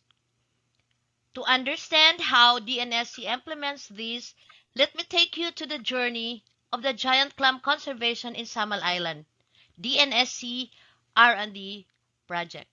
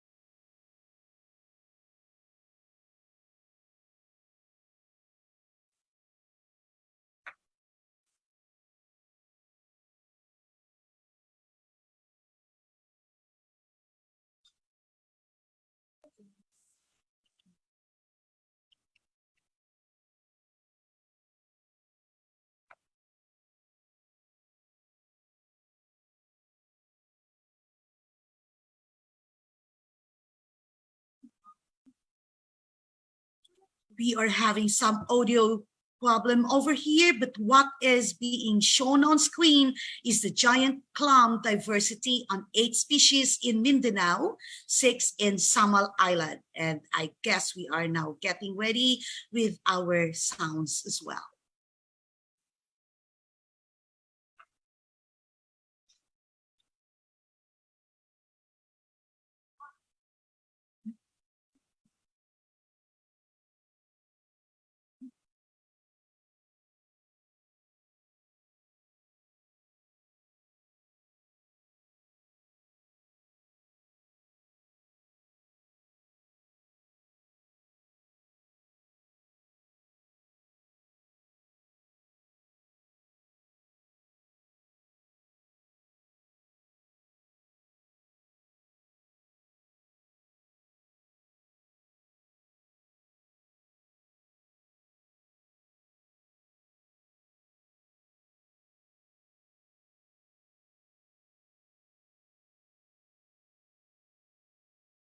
Maybe we can ask Dr. Gurley to have her speech live.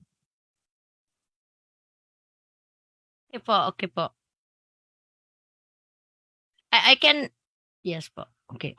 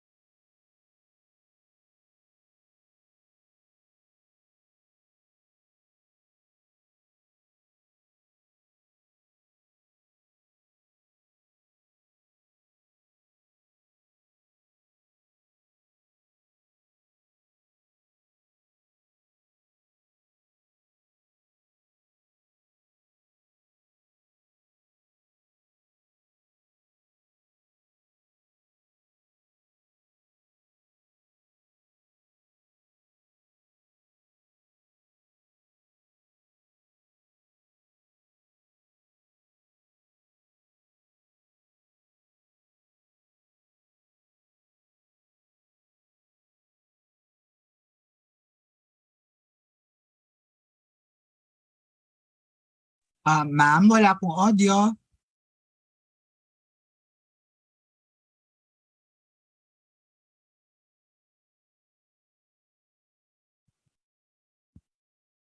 Miss Girly, I think, Dr. Girly, please unmute po.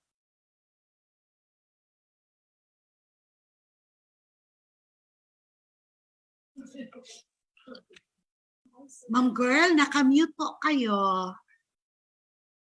Ma'am Girl? Yes. Thank you.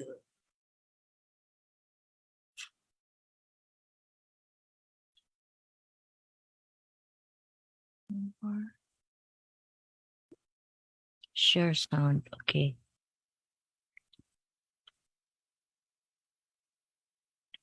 Rights and learnings. The higher education institutions has threefold functions in instruction, research, and extension. The convergence of the three HAI functions is in the service of its clientele.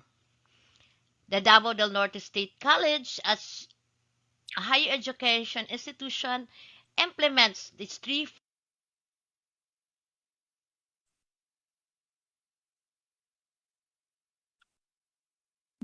functions.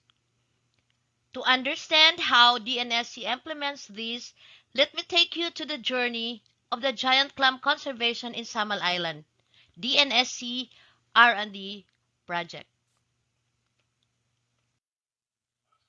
Giant clams are the largest living bivalves that lives in close association with coral reefs. They are ecologically important as biomass for predators and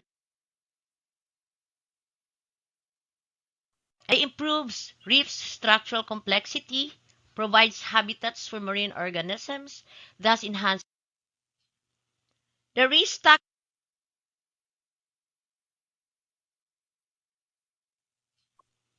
The restocking site is the Marine Reserve Park located in the island garden city of Samal, which is managed by the Davao del Norte State College. It is located in Mindanao, the second largest island in the Philippines.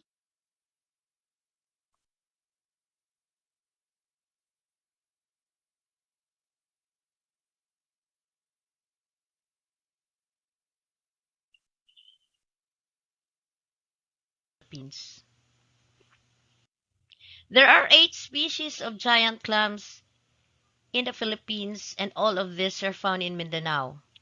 6 are located in Samal Island. The restock species, Tridacna gigas and Tridacna dirasa, are found in Samal Island. The common species Tridacna squamosa and Tridacna maxima. The Tridacna crocea and Tridacna novae, which is a newly resurrected species. The restocking site, Marine Reserve Park in Samal Island, is a home of 6 species of giant clams with more than 2,000 individuals. The biggest and the most abundant species in the Marine Reserve Park or Giant Clam Sanctuary is the Tridacna gigas, the biggest giant clam species.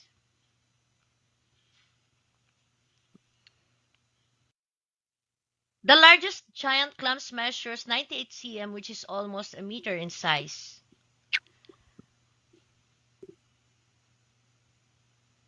Recruits of giant clams were found in adjacent areas of the restocking site. Recently, natural spawning events of Tridacna gigas were observed few days before the full moon. It was a mass spawning event where Tridacna gigas released both egg and sperm.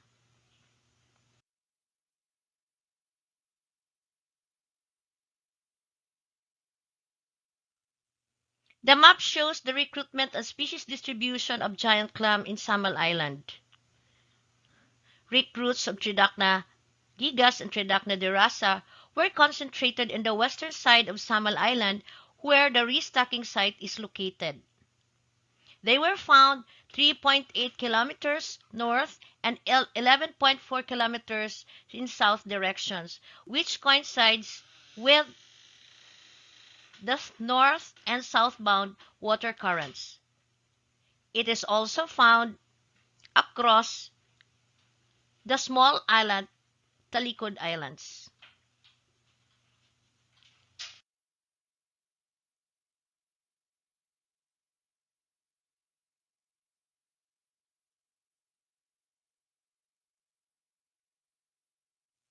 The presence of huge and beautifully colored giant clams, Tridacna gigas, together with the other species, in the marine reserve park known as Giant Clam Sanctuary in Samal Island, became the springboard of the CHED-funded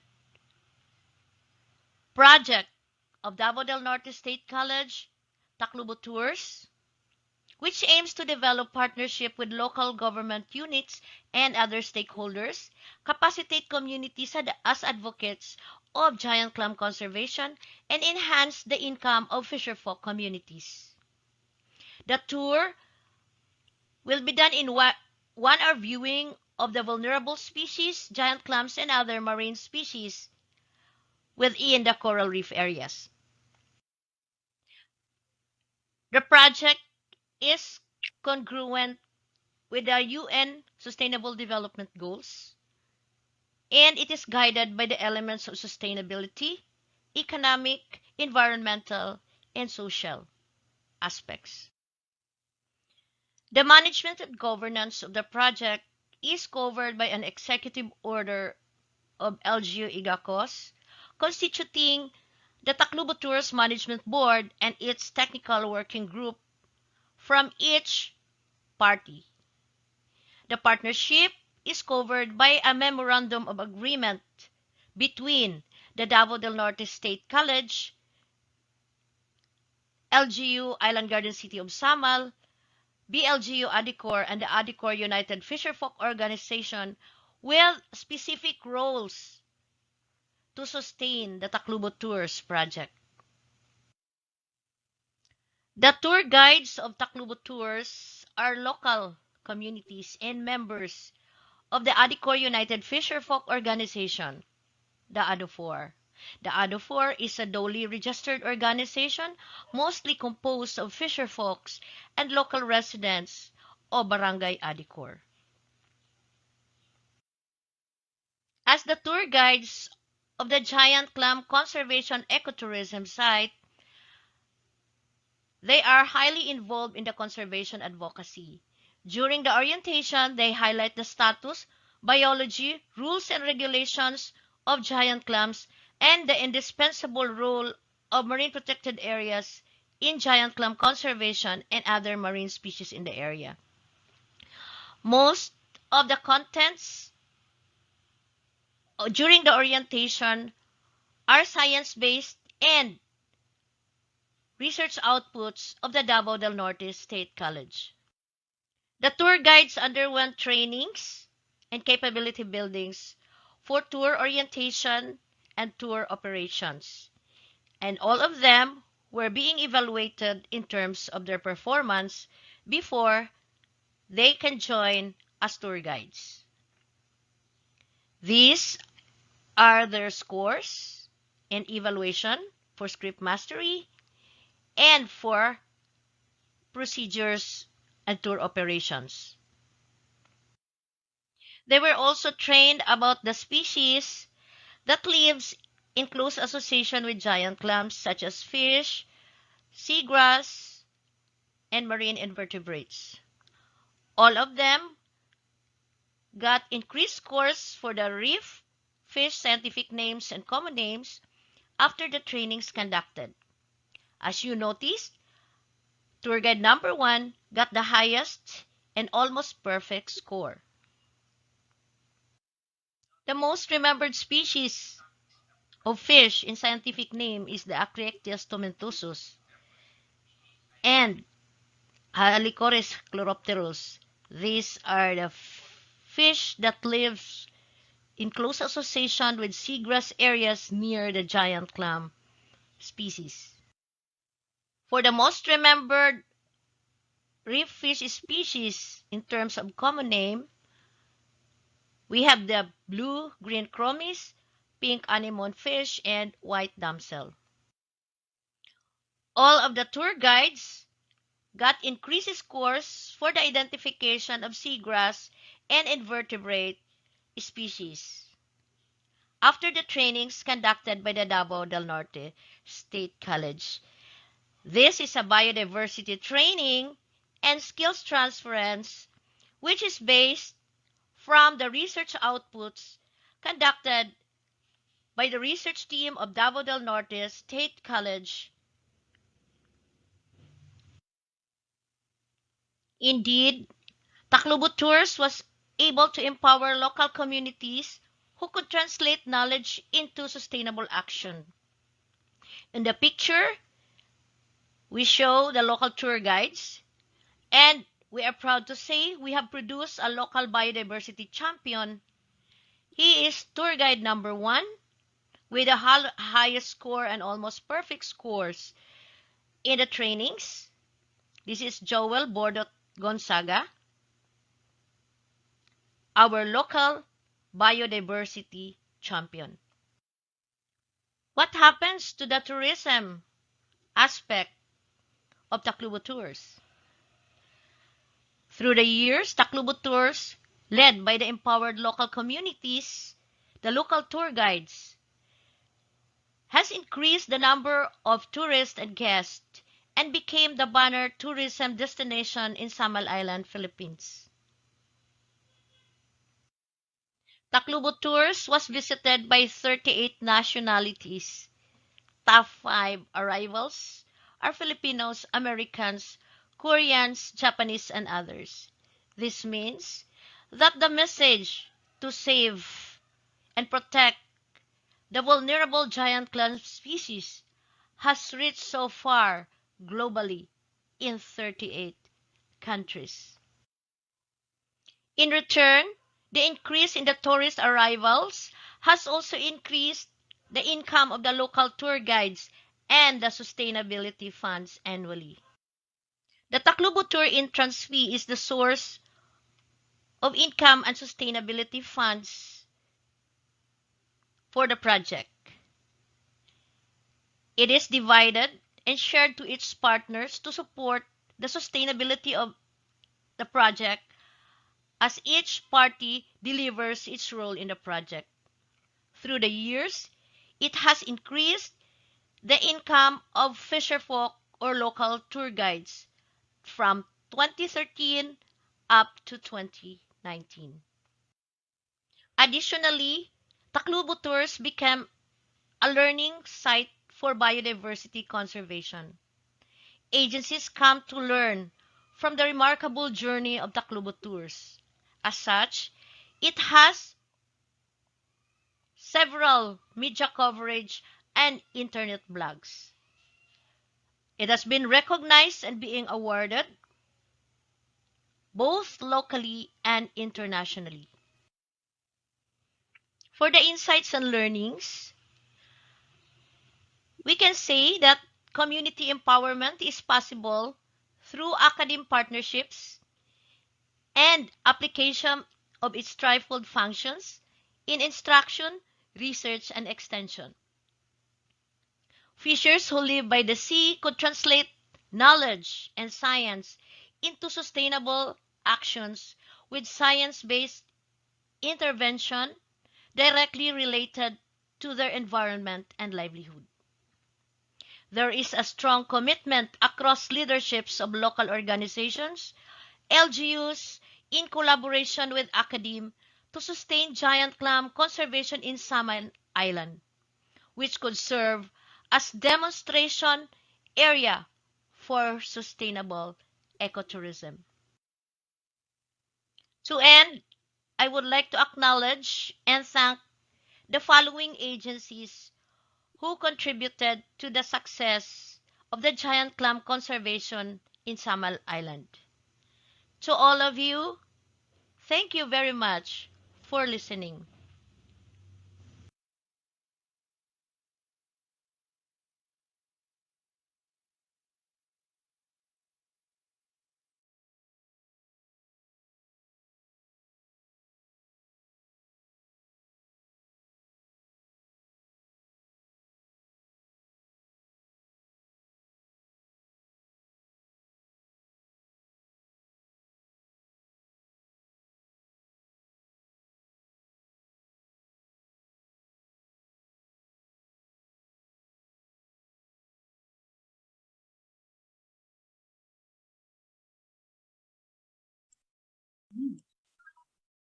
Wow, ladies and gentlemen, that is indeed a very good presentation and sharing of Dr. Gumanaw.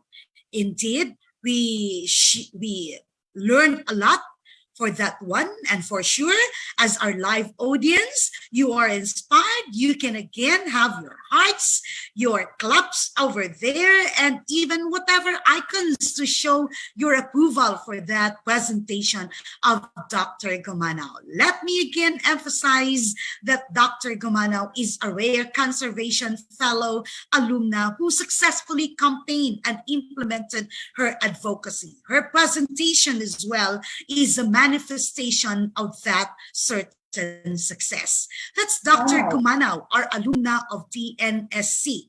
And let's get excited, ladies and gentlemen, as you have something to look up in that certain partnership with the local government of not only here, but even outside the country. Look up for your coming here in Davao City, in Davao del Norte State College, with that global tours that we've got. That's the research output, and then expanded to the community, then to our partner, the government, then outside the country, ladies and gentlemen. And I am seeing here your virtual applause to Dr. Gumanaw. That is so inspiring, ladies and gentlemen. So by now, we are going to move on to the insightful conversations. This time, we will be listening to your insights, your reflections, your experiences, and queries. Some of our participants will be joining us to share their ideas, their insights about the webinar today. Also, during this open forum, we will read some of the questions submitted for our guest speakers that were sent to us during the presentation. As a reminder, you can have your questions into our Q&A box, and we are reading some of your questions posted here in the chatters box. These plenary insightful conversations will be facilitated by the organizing chair of AAIG 2022 Caravan Series and director of UST Graduate School Center for Continuing Professional Education and Development. We call that as CCPED. May I call on, ladies and gentlemen, Associate Professor Jocelyn F. Agkawili to moderate these insightful conversations with our participants. Ma'am Adkawili, thank you for that sweet smile of yours to be facilitating for these insights for our participants. Thank you, Paul. Okay, thank you very much, Dr. Nida. And thank you very much for the very lively hosting of this event. Okay, so we come now to this part of our program, which is the insightful conversations. Okay, so the AAIG 2022 Caravan was conceived by the UST Alumni Association Incorporated and the UST Graduate School Center for Continuing Professional Education and Development in response to identified challenges that thousands of fresh graduates experience in search for a rewarding employment and career in the world of work, especially in the VUCA environment of the new normal that we are all facing. We believed then that these challenges are compelling reasons to bring together the powerful players composed of the academe, the industry, and government sectors who can create or break the future of the alumni. We imagined that creating opportunities for such meaningful conversation among the AAIG sectors will allow us to identify current issues and concerns of our young alumni as they transition to the world of work. To identify the causes of these issues and concerns and to bring to the fore the possibilities of alliances that can foster significant dialogues and conceive innovative pathways to inclusive and sustainable development for the transformation of our educational ecosystem that can truly prepare our young alumni to be future ready. And now, here we are in the last of the 5 webinar caravan series in these plenary insightful conversations. We would like to solicit our participants' reactions, opinions, and learnings. We would like to hear from you, our dear participants, if indeed we have achieved our objectives, by first asking you to share to us what is your most striking learning insight from today's webinar, and secondly, to contribute to our plans for a way forward to making this AAIG advocacy a sustainable endeavor by sharing also how you plan to cascade your learnings about the AAIG to your own institutions and communities. Okay, so to start off, we would like to call on our sharers for this morning. First, I would like to call on the Western Mindanao State University Assistant Director for Center for Continuing Education. So may I call on Associate Professor Joselito R. Custodio. Hello. Sir Jojo. Hello, ma'am. Good morning. Yes, foremost, congratulations to all our schools. The University of Santo Tomas, which is being represented by Associate Professor Jocelyn Akawili. Ma'am, good to see you once again. All right. Yes, great to see you, Sir Jojo. Okay, so thank you so much for the opportunity that you have provided for us. And likewise to Dr. Marilu Unsay of the Davao del Norte State College. Ma'am, congratulations to all of us. Of course, our school, it's a very good collaboration and it's a successful one. Western Mindanao State University and Norwegian schools are indeed grateful of the opportunity that we have today. And this everything that we have successfully done would not be possible without the hard work of all those who participated in the preparation of this endeavor. Foremost, my striking learning insights that I gathered from the different sharing and the knowledge that we have that the speakers were providing a while back. I think it all is targeted to the academic centric, alumni centric initiative through meaningful collaboration among stakeholders. And the stakeholders are the academe, the alumni, the industry sector, and of course the government sector. And it's all is reminding us the importance of all these stakeholders to think of what is good for our students, our graduates. Okay, and it reminds us that our job as higher education institution mentors does not end when they graduate, but we have also to have to think the welfare of our graduates, okay, when they are immersed into the world of work. So it's really is reminding us to exert moral responsibility for our graduates to transition, for them to transition seamlessly into the world of work. Okay, and we even heard from the industry sector through Sir Jadrick Yap with regards to the impact of our graduates when they are absorbed in the industry sector.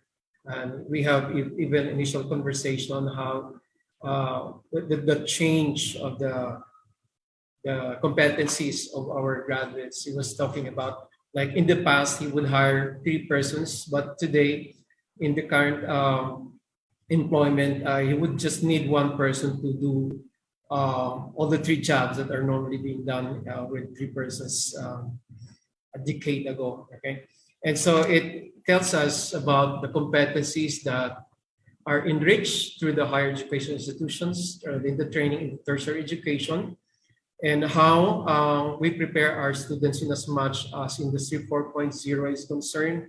Our students are equipped with digital knowledge that the industry would need. Okay, and that's something that we hear, and it's essential from the industry sector, because at least we are a bit aligned, and it's continuous process. We always have to listen to their feedback in as much as the other part. Okay, we don't have much problem with regards to Industry 4.0, the knowledge that they have in terms of the digital competencies. But other problems that may perhaps have to deal with is the commitment of our graduates. As he said, that normally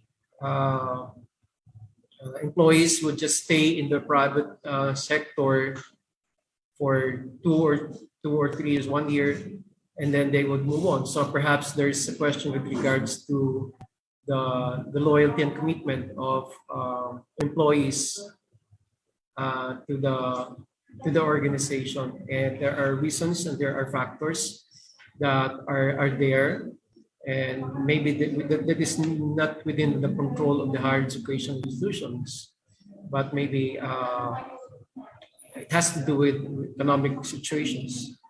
But of course, the different speakers give us different insights. Maybe it's Ma'am Girlie Dumabo made mention about ecological awareness, and Ma'am Pasquejo also emphasized some of the importance of stakeholder collaboration.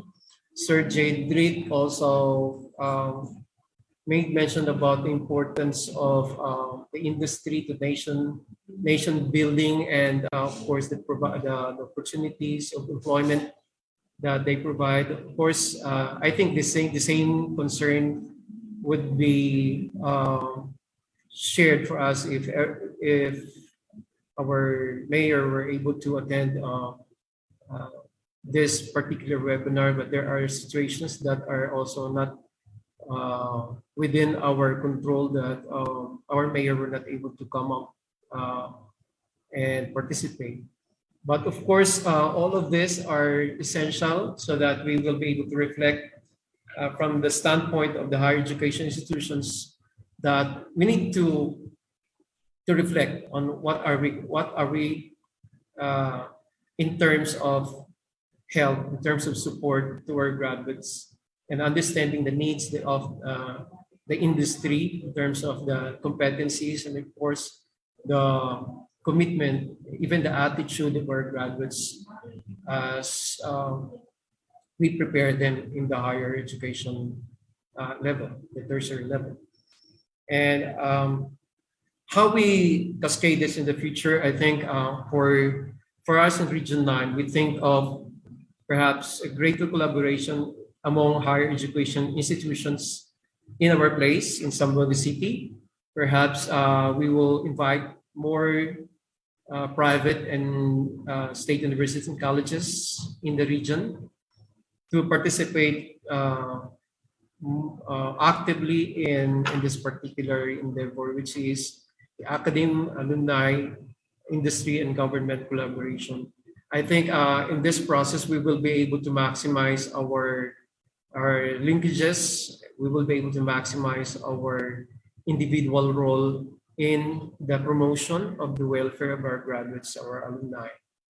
And we look forward to further engagement and further collaboration with you, of course, with the guidance of University of Santo Tomas and all those people behind all the success that we have since your engagement in Luzon, in Visayas, and Mindanao. And I hope and I believe that this is going to be a long engagement in the future. And thank you so very much for all of us. Thank you. Okay, thank you very much, Dr. Or Associate Professor Joselito Custodio, for your insights. And yes, we really do hope that this is going to be a very long and sustained collaboration among the AAIG, because as we have already heard from our speakers, we really need this collaboration to help each other, to help our young alumni. Okay, so we now move on to our next sharer. I would like to call on our next sharer from Ateneo de Davao University. She is the director for the Office of Student Affairs of Ateneo de Davao University. I would like to call on Ms. Teresa S. Eliab. Good morning, ma'am. Good morning, ma'am. Can you hear me, ma'am? Yes, ma'am. Okay. Good morning to our distinguished speakers, AAIG Caravan Series organizers, and fellow participants. The AAGI, academe, alumni, government, and industry, is premised on the idea that through collaborative efforts between and among these four areas, our nation could be poised into achieving a more inclusive and sustainable development that empowers our workforce to be highly and globally skilled.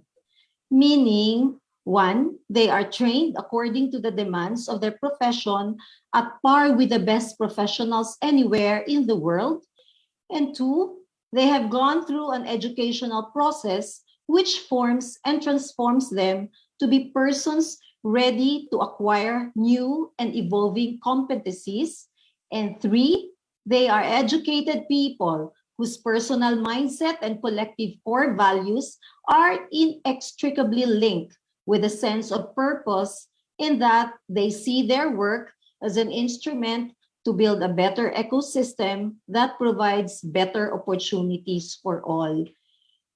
AAIG is a good platform in creating collaborative partnerships where the work of each of the four strategic partners are important measurements on how well we are doing in building a highly skilled and competitive workforce that responds to the evolving needs of the industries, most especially our local industries. However, while AAIG works toward fostering and building this partnership, it is also important to understand where each of the four strategic partnerships, the academe, the alumni, the government, and industry, should also step up, making sure that it is contributing appropriately in the furtherance of AAIG objective. As someone coming from the academe, our work as a strategic partner is to make sure that we continue not just to raise the quality of the educational processes that we provide, but that we actually do deliver them.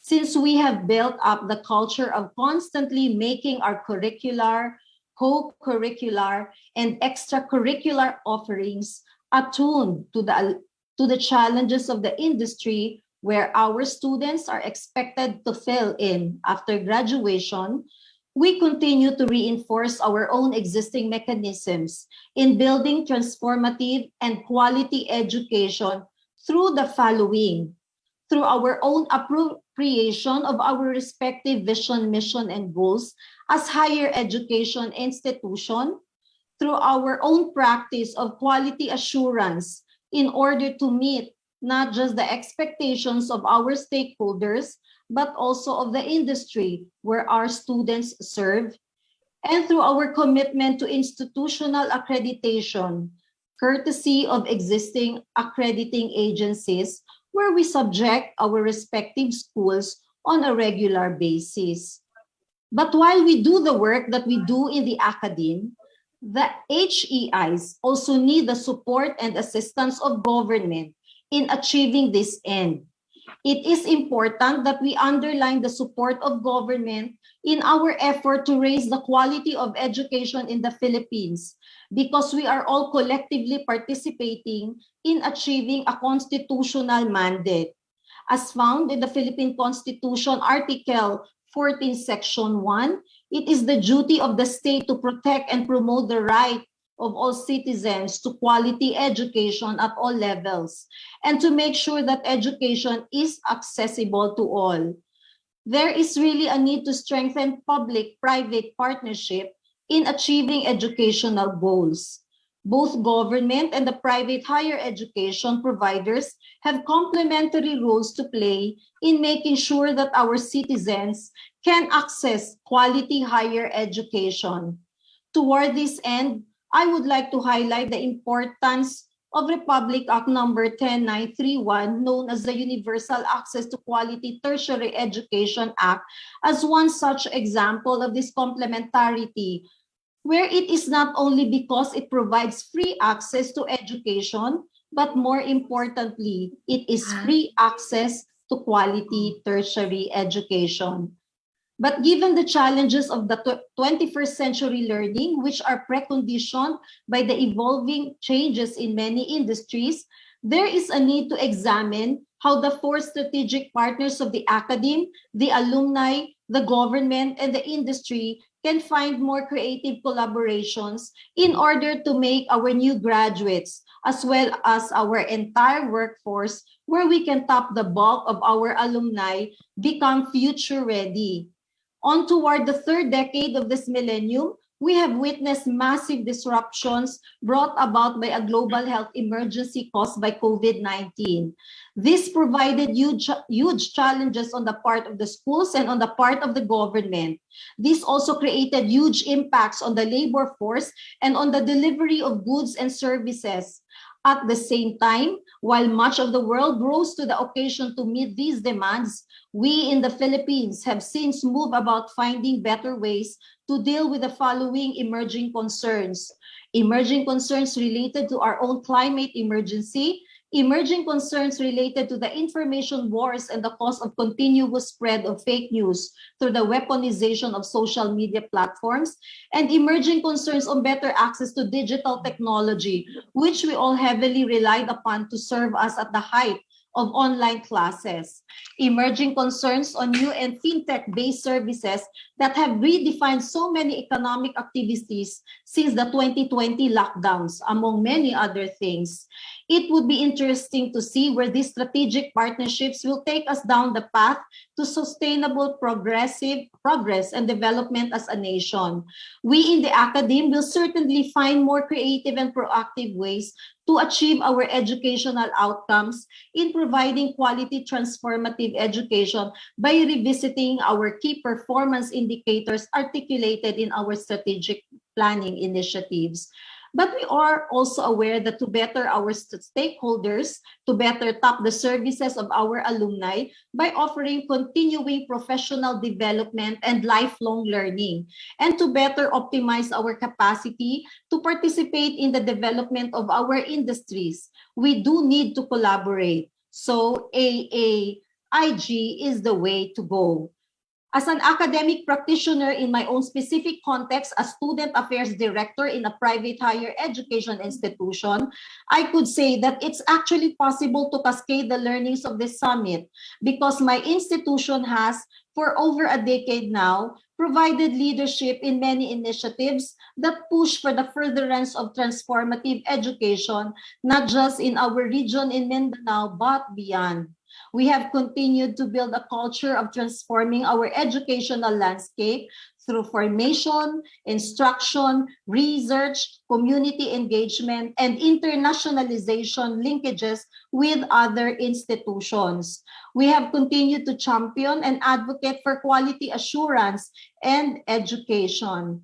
In my own specific office, as student service and student affairs practitioner, we have also redefined the manner by which we offer student services and student leadership opportunities to our student population.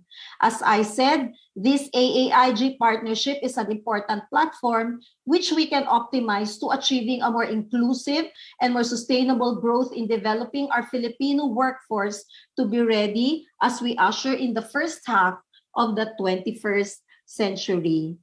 Thank you and good morning to everyone. Thank you, Dr. Eliab, for that very, very comprehensive and very profound insights that you have shared to us. And I do agree with everything that you said. And we are so happy that you have encapsulated the vision and the true mission of what AAIG would like to have. And we hope that all of us here will heed your call, and together we can work towards the achievement of our objectives, and also more for the improvement of our educational landscape, our educational ecosystem, to be able to really serve the needs of the industry and also our countrymen. Yes. Okay, so we do have two other sharers. So I would like to call on another sharer from the Davao del Norte State College. May I call on Cromwell Gopo? Mr. Cromwell?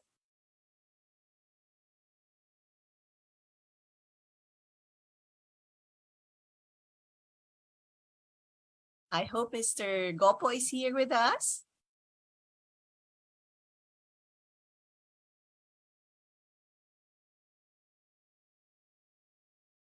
Okay, so I'm not sure. Okay, it seems that Mr. Gopo is not in our chat group, in our panelist side, so he's not able to share with us. But however, I think I see a raised hand from one of our organizers and collaborators here in AAIG, Miss Marilyn Cano. Dr. Cano, would you like to share also?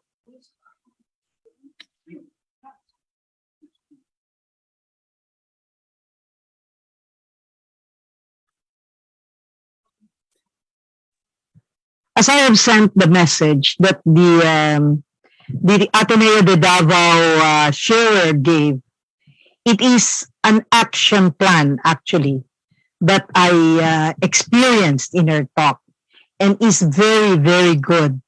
And I hope that we will heed the call, because this is something that really will put AAIG in the forefront of achieving success in the future of educators and education and learners. I also hope that the call of that her call will be an eye-opener to all our participants here that we are not just here to listen, but we are here to put some action into what we heard today. We are not delivering words. We need to deliver our words with our action. Thank you.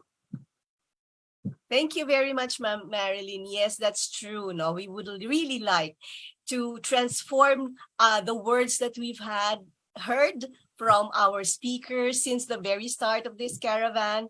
It has always been the need for us to continue these conversations between and among the AAIG so that we can transform these words into action. And that is really, really what we need as our contribution to the improvement of this AAIG collaboration.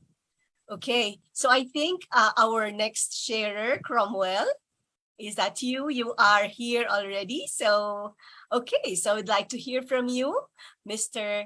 Cromwell. All right, I'm sorry for that. Good morning, everyone. My warmest greetings to the members and the participants of the Academe, Alumni, Industry, and Government 2022. In this volatile, uncertain, complex, and ambiguous society, educational institutions, government agencies, and private sectors are responding to the call of creating a comprehensive framework that will respond to these changes. With this caravan, I have recognized the need to take a chance to help the young generation to be responsive to the workforce needs. This implies that the academe should be a catalyst of creating an ecosystem of support to the technical and intellectual needs of the future ahead. As the industry sector is the recipient of the education institution's learners, it is but necessary that we work hand in hand to be of support to the trends like the fourth industrial revolution. Given this reality, the Department of Education, where I come from, should also align its competencies to match the demands of the past-faced future.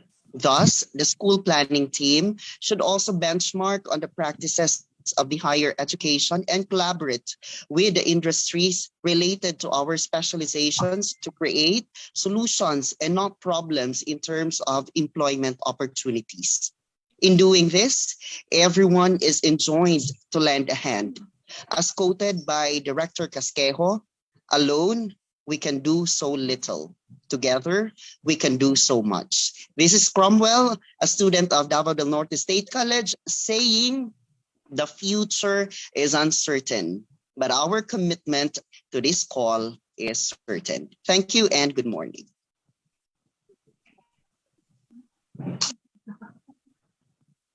Thank you very much for that sharing. Short but meaty.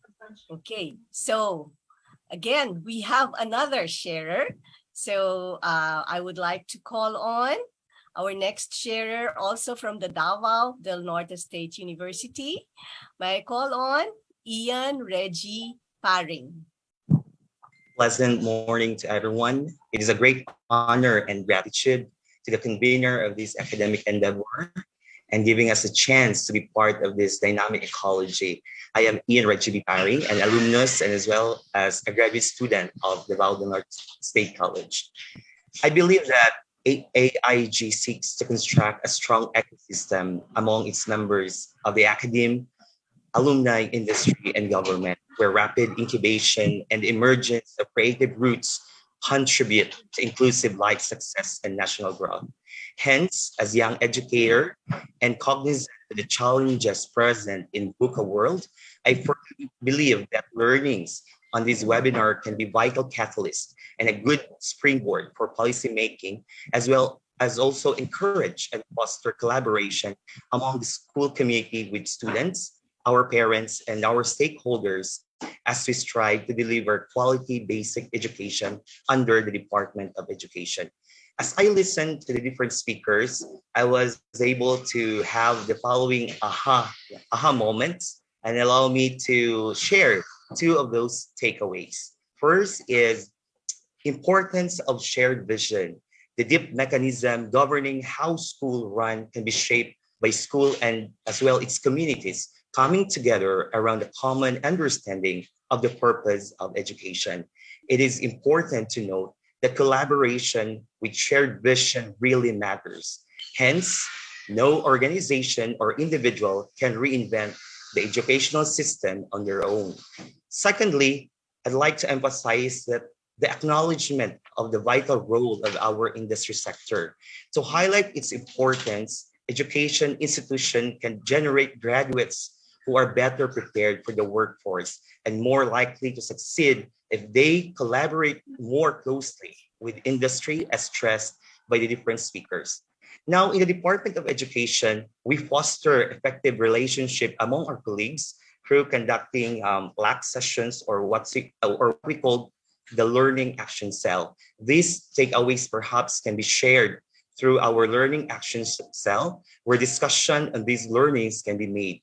Moreover, highlighting the importance of shared vision and contribution of the industry can also be incorporated in our school improvement plan for 3 years.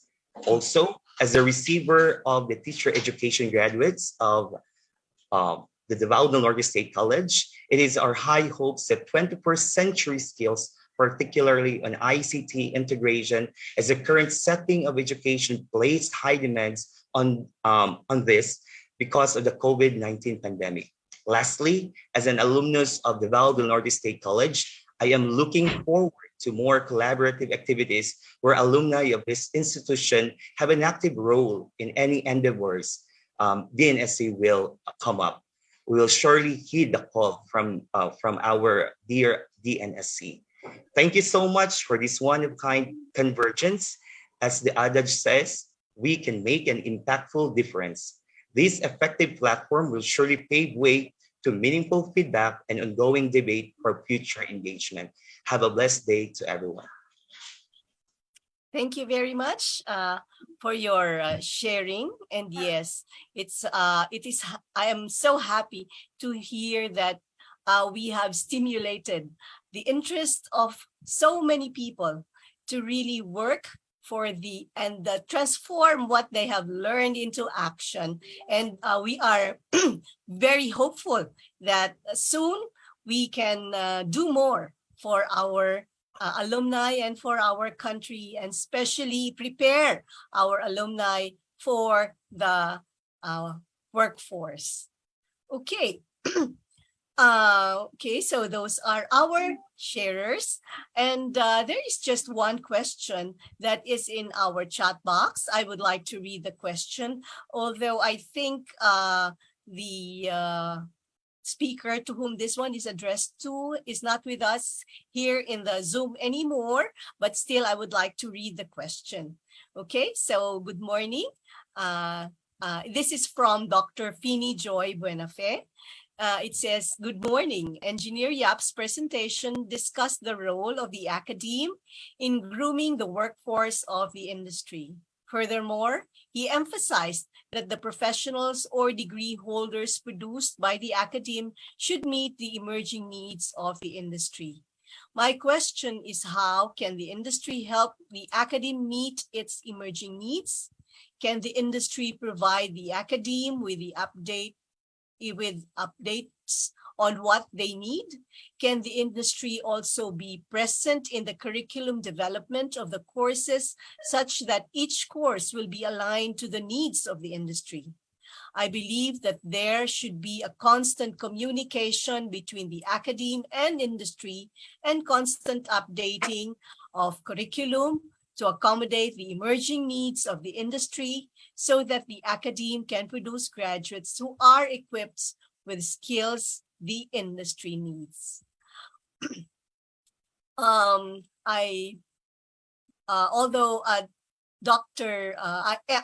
Engineer Buenafe is not here to answer your question. I think your question is in relation to what we have all been speaking about, is to the continuation of these and strengthening of the collaboration between academe, industry, and government, not just industry. But yes, there should be conversations, and I think us in the academe should be more forward in inviting our partners from the industry and from the government, especially when we do our curriculum review. I'm sure that our industry partners are very, very willing to give their share if we do give them our invite. Yes, and so as we have all been saying, this is not just a work of one, it is the work of all of us. So again, thank you everyone for being with us today, and we hope that you will sustain our partnerships, our collaborations with each other, because this is not the last AAIG. We will have another one next year, and let us all prepare for that, because next year we will already be trying to see what have we all done after this caravan. Okay, so thank you very much for all our sharers and all our participants. So back to you, Ma'am Nida. Thank you very much, Ma'am Akawili. Oh, that's a profound sharing we have heard this morning from Associate Professor Joselito Costudio of Western Mindanao State University, from Ms. Teresa Ilya from Ateneo de Davao University, from Ma'am Marilyn Cano, from Mr. Kumwel Gopo, Mr. Ian Luigi Paring, from our participants with their oh, wow, moments this morning. So we had a question also in our chat box being read by our facilitator for today, through the question of Dr. Fini Joy. Our grateful appreciation, of course, to Associate Professor Jocelyn F. Alcawili, who moderated the insightful conversations with our participants, highlighting, putting words into action, ladies and gentlemen. At this time, we are going to go to the awarding of certificates, and we are going to wait for our certificates to be flashed on screen so that we can read now the citation. Yes, we have here the certificate of appreciation, and let me read the citation. Okay, we are waiting to have it clearer. I guess that's it. We have here the certificate of appreciation, and let me read the citation. AAIG Caravan 2022, with the theme Consolidating AAIG Collaboration for Workforce Education, Responsive to Industry 4.0, University of Santo Tomas, UST Alumni Association Incorporated, in partnership with Graduate School. And we have here the Center for Continuing Professional Education and Development, in partnership with the Davao del Norte State College and Western Mindanao State University. Certificate of appreciation is hereby awarded to Dr. Maricar S. Casquejo, the Regional Director of CCPED Region 11, with these area of participants: AAIG 2022, Region 11, Region 12, and Region 13 Caravan. Given this 14th day of October 2022 at Davao del Norte State College, Panabo, Davao del Norte, and Western Mindanao State University, Zamboanga del Sur, Philippines. Signed here by our personnel for this Caravan 2022. Ladies and gentlemen, our first certificate of appreciation to Dr. Maricar S. Casquejo. The same certificate of appreciation is hereby awarded to Mr. Jadrick Johnson Ayup, our partner from the industry. The third certificate of participation is hereby awarded to Dr. Gurley Escomano, our partner in the academe as well, and an alumna of Davao del Norte State College. Indeed, to our speakers, it is our great pleasure listening to your profound messages given to the participants and to all of us, ladies and gentlemen. Again, a round of applause, a virtual clap to our speakers to this Caravan 2022, ladies and gentlemen. And that's it. I have seen the first clap of the hour from Mr. Michael Leo Pakamalan, and the rest of you are having your claps. Thank you very much for that virtual clap. Ladies and gentlemen, let us now move on to the commitment to the manifestation of solidarity. The commitment of this manifestation of solidarity, may I invite to the virtual floor Dr. Evelyn A. Sonko, the president of the USTAAI Alumni Association, for her short message, and then the manifestation of solidarity will follow. Thank you very much, Nida, our very energetic host for today. Maraming salamat. And for everybody, good morning. I'm so happy that you are all here. You know, before we say our manifestation of solidarity together, I would like to first of all thank our champions in Mindanao, the AAIG champions in Mindanao. Thank you so much, Western Mindanao State University and the Northern Davao State College. Thank you so much. You are our champions in Mindanao. And definitely, I would like to thank our convenors. Maraming salamat sa inyo, our convenors, and the team behind the organization of the AAIG Caravan in Mindanao. And definitely, I'd like to thank Rex Education for believing in us, for believing in AAIG. Maraming salamat. And definitely to all of you, the participants, thank you for coming. And thank you for, I believe at this point, thank you that hopefully you have realized the need for AAIG, because later on we will manifest our solidarity together, And I would therefore like to encourage you that let us continue our 3 C's: conversation, collaboration, and convergence, because all of these will benefit our alumni. You see, that's probably the reason why we, the Alumni Association, is really pushing this so that our young alumni will benefit from it. And for all of you, I know that you know that there will be always a continuous revolution, evolution in the world of work. And therefore, because of that, we cannot just stop.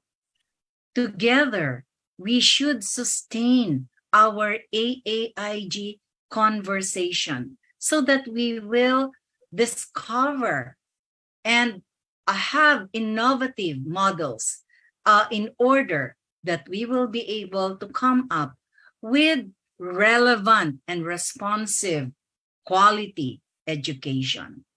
And therefore, I would like to invite all the participants to be with me in stating our manifestation of solidarity.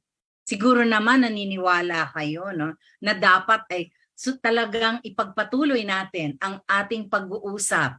Kailangan nating mag-usap palagi so that as we talk, we will always find reason, innovations, and models for the benefit of the young alumni. So I invite you, let's begin. This is our manifestation of solidarity. Please move. Yeah, all right. Let's start.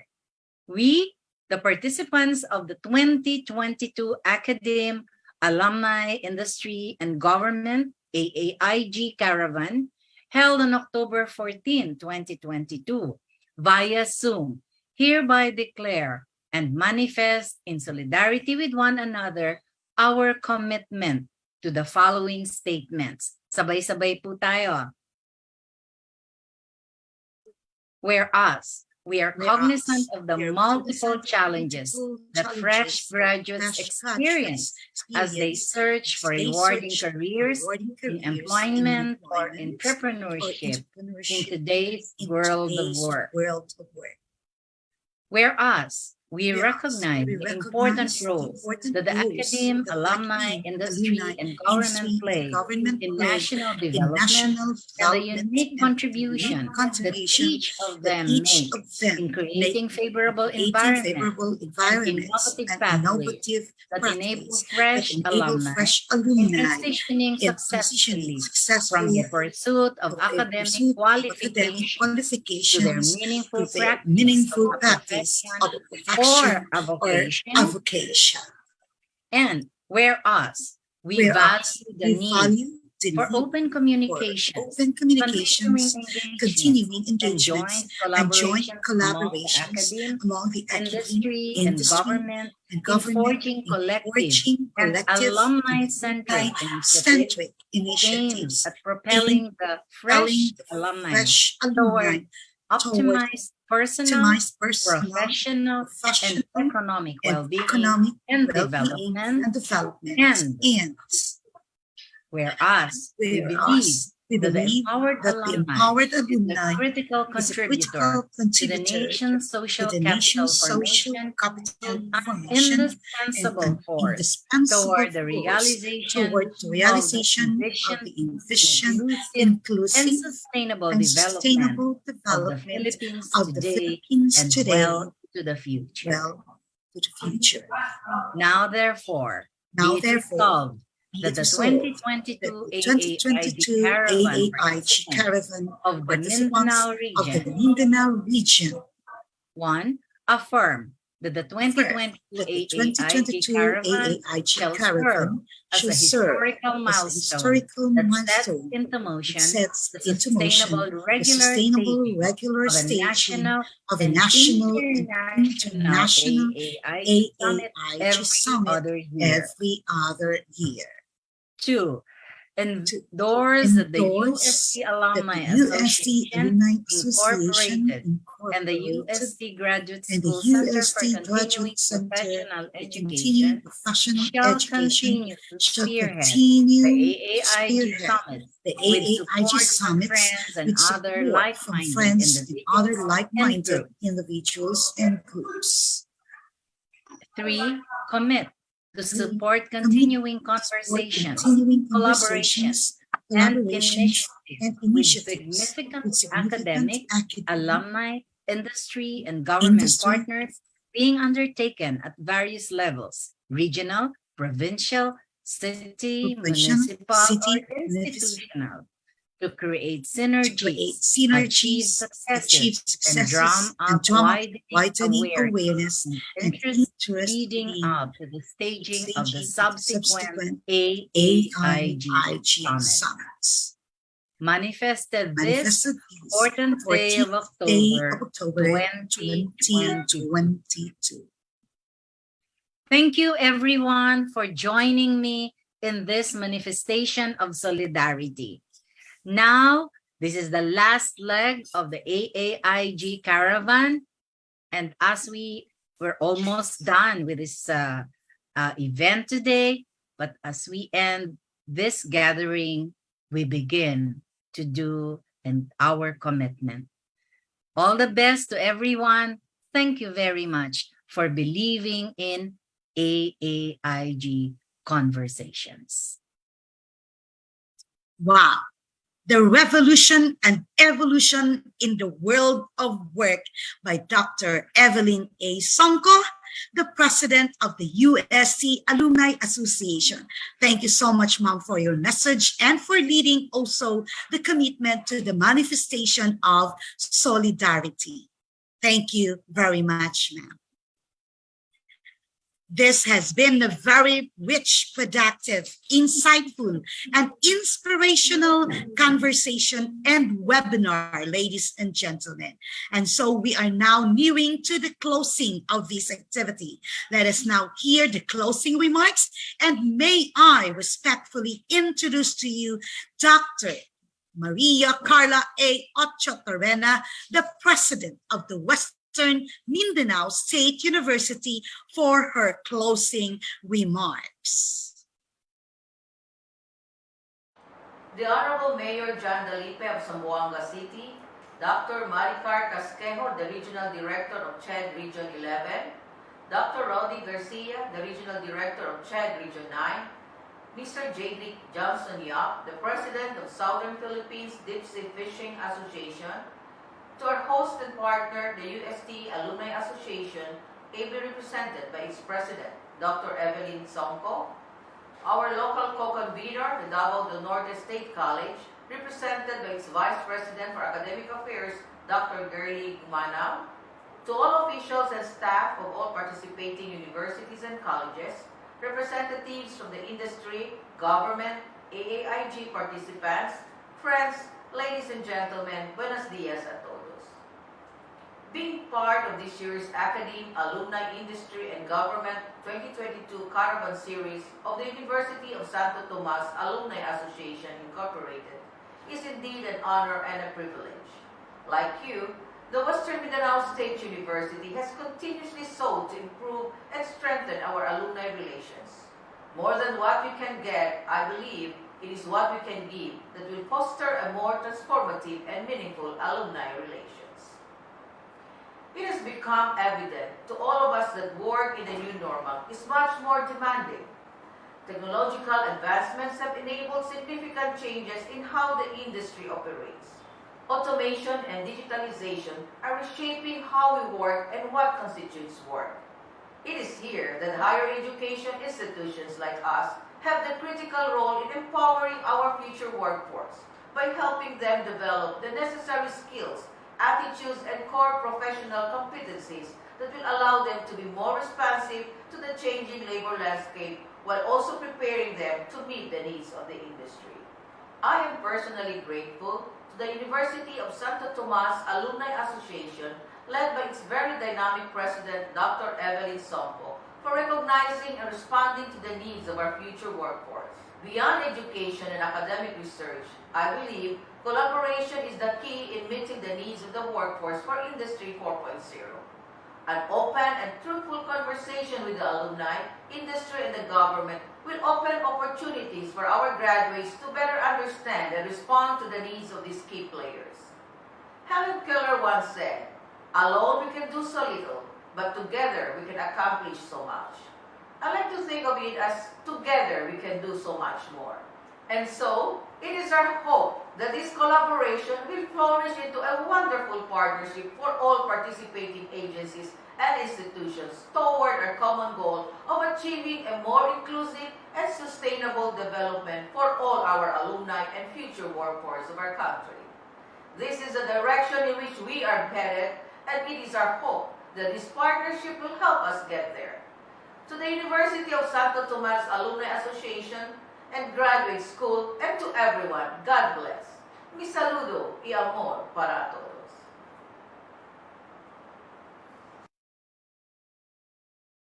Mi saludo y amor. Thank you very much, Dr. Maria Carla A. Ochotorena, the president of the Western Mindanao State University, for that message and closing remarks. We're gonna move on now to the awarding of certificates to the host of these, the local conveners of these Caravan 2022, DNSC and WMSU, our partner. Let me call on again Associate Professor Jocelyn F. Agkawili for the awarding of certificates. Dr. Agkawili. Okay, so thank you, Ma'am Nida. All right. So as we are about to end today's webinar, which is the final installment of the 2022 AAIG Caravan Series, as the organizing chair of this Caravan Series, I have the honor and the pleasure to present to our partner institutions, who are the hosts, local conveners, and AAIG champions for this webinar in the Mindanao region. We would like to give them our tokens of appreciation and to show our deep gratitude for the time, the effort, and the resources they have willingly shared. We would like to present these certificates of appreciation. Okay, first to the Davao del Norte State College, headed by its president, Dr. Joy M. Sorosa, and the Davao del Norte State College AAIG organizing team, which was very ably led by Dr. Marilu Delphine Honsay. So allow me to read the certificate.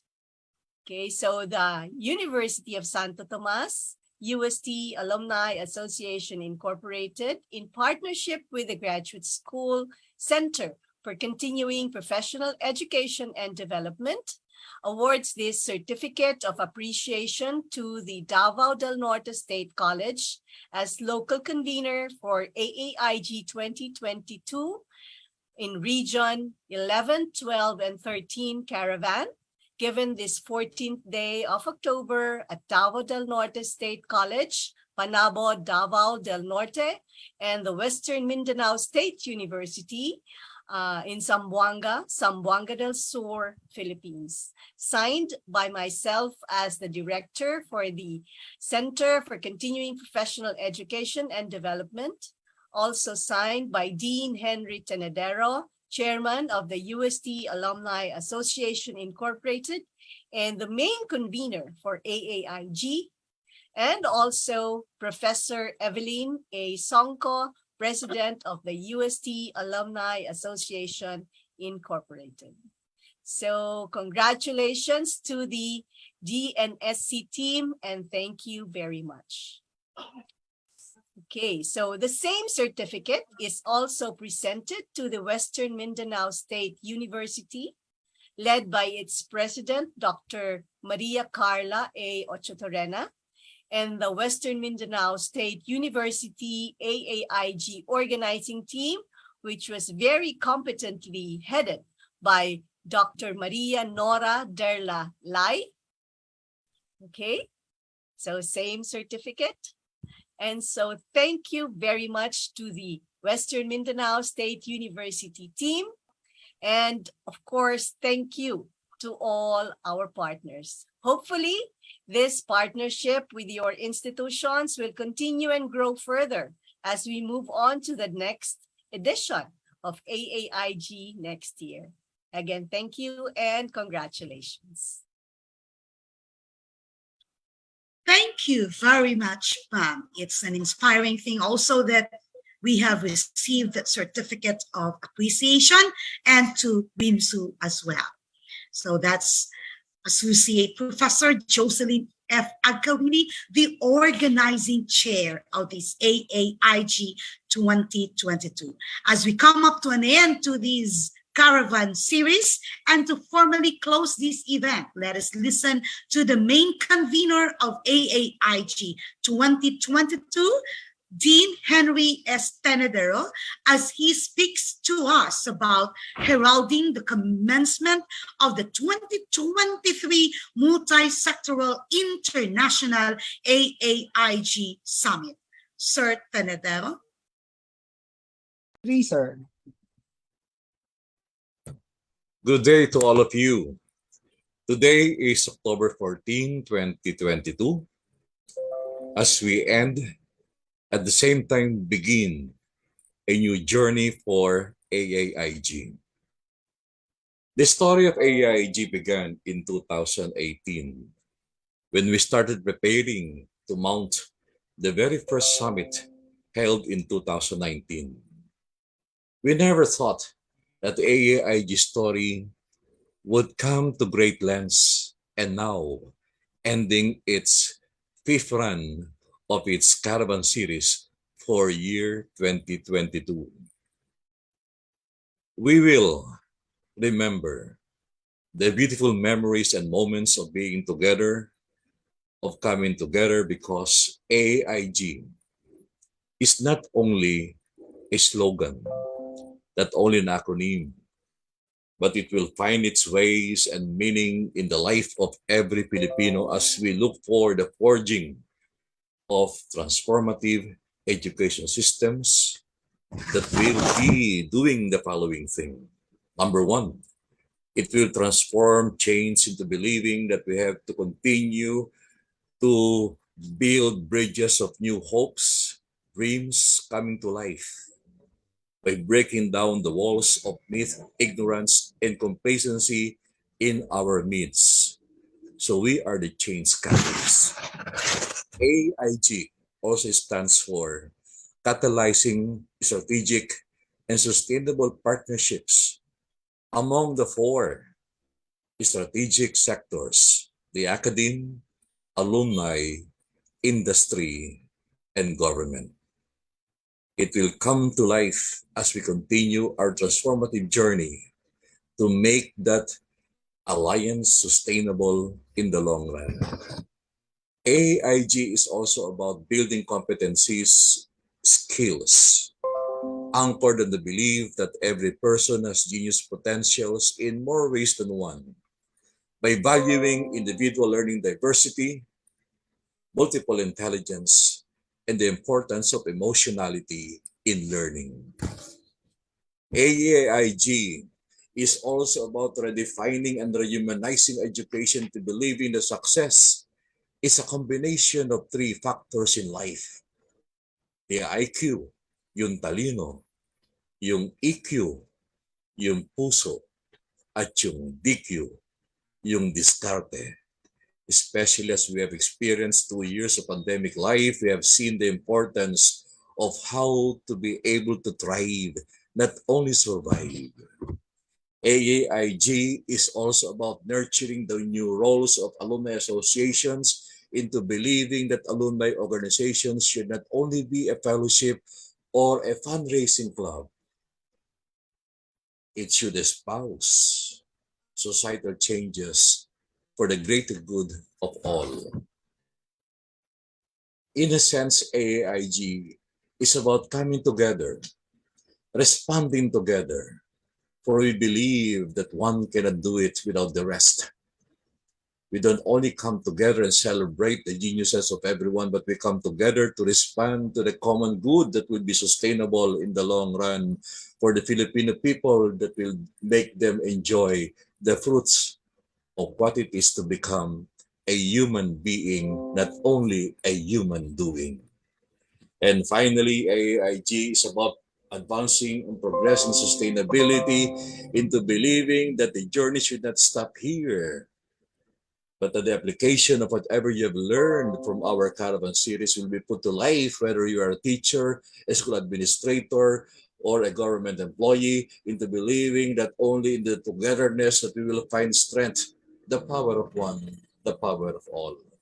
So on behalf of the organizing team of AAIG, I wish to thank all of you for taking good part in this journey, and continue to join us as we start to prepare today. After this, we're going to meet to prepare now for the 2023 International AAIG Summit, to be announced very, very soon. So once again, from the bottom of our hearts to yours, thank you very much for making us a part of your life, and your life that will surely impact the lives of others. God bless all. God bless our one humanity. God bless our one ecosystem. Mabuhay po tayong lahat. Wow. Tagos po sa puso, Dean Tinedero. It seems that every line that you are having has really a message of it. A human being, not just a human being, a human doing. An IQ, an EQ, and most importantly, this pandemic, diskarte po tayo. We look forward to that international summit, sir, and we are so excited to be into that international summit. Thank you again, Dean Tenedero.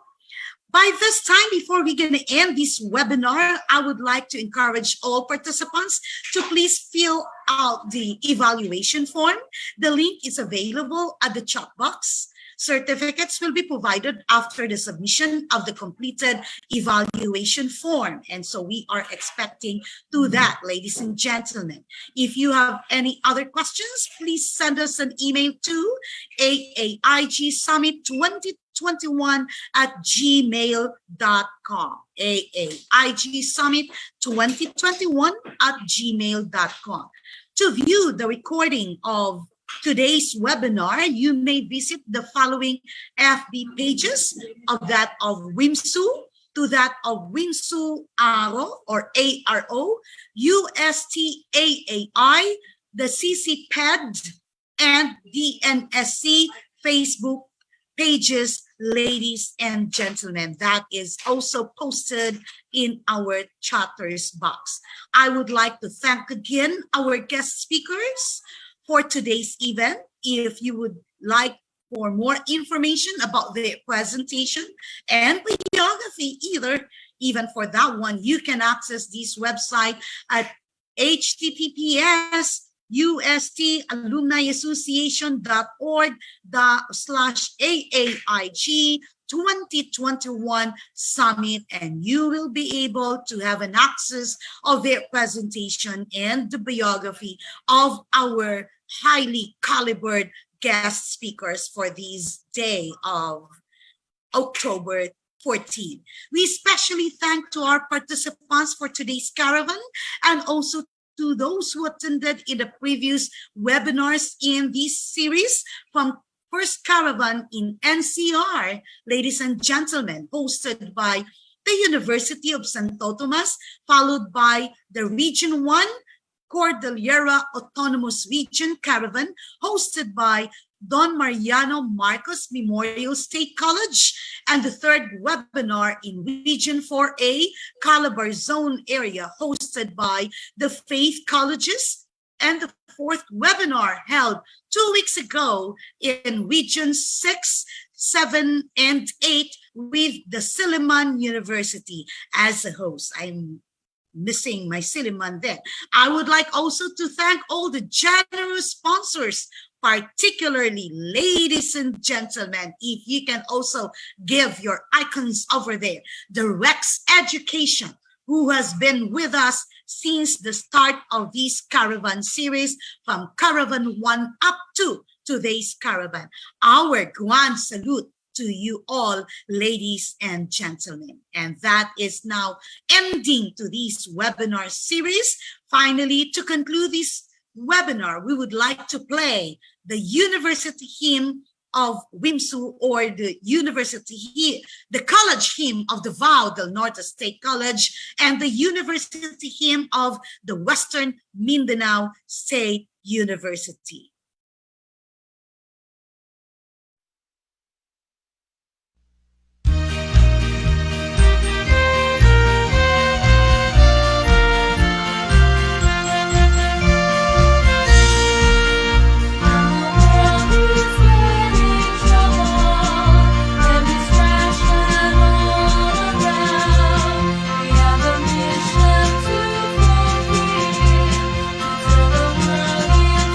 Bright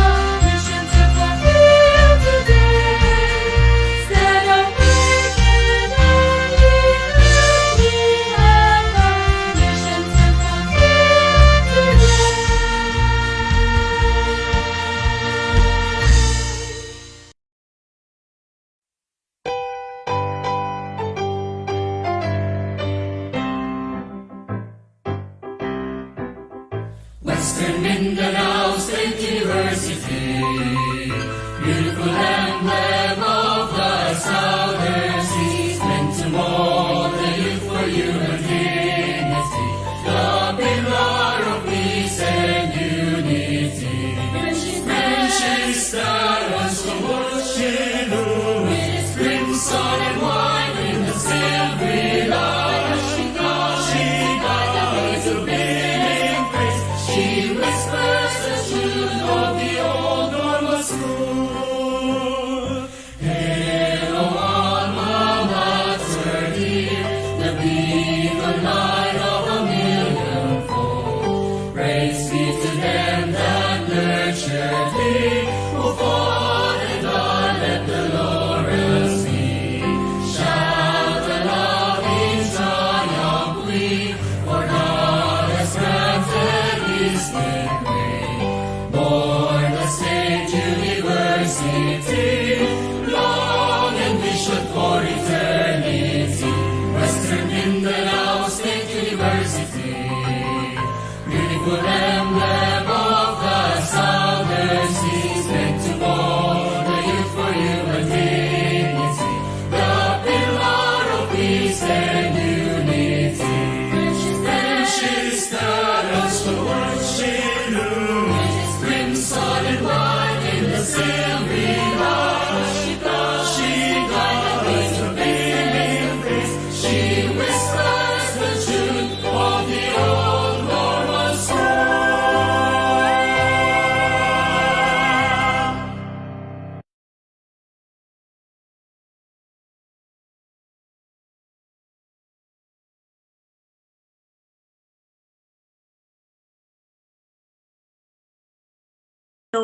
Which heralds the AAIG 2023 Multi-sectoral International Summit. Let us watch this video, ladies and gentlemen.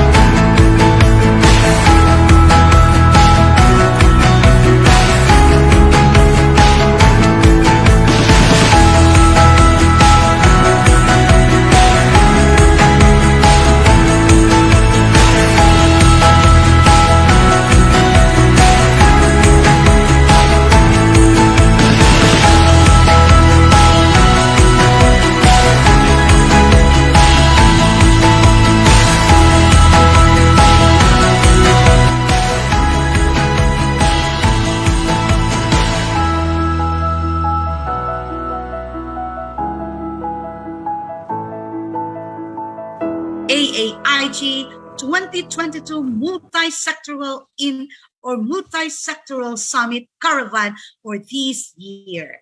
Once again, on behalf of Davao del Norte State College and Western Mindanao State University, the University of Santo Tomas Alumni Association, and the University of Santo Tomas Graduate School Center for Continuing Professional Education and Development, and our guest speakers, thank you for joining us today. We hope that you have learned and enjoyed and a number of aha moments for today's presentations and Caravan. Have a great day, ladies and gentlemen.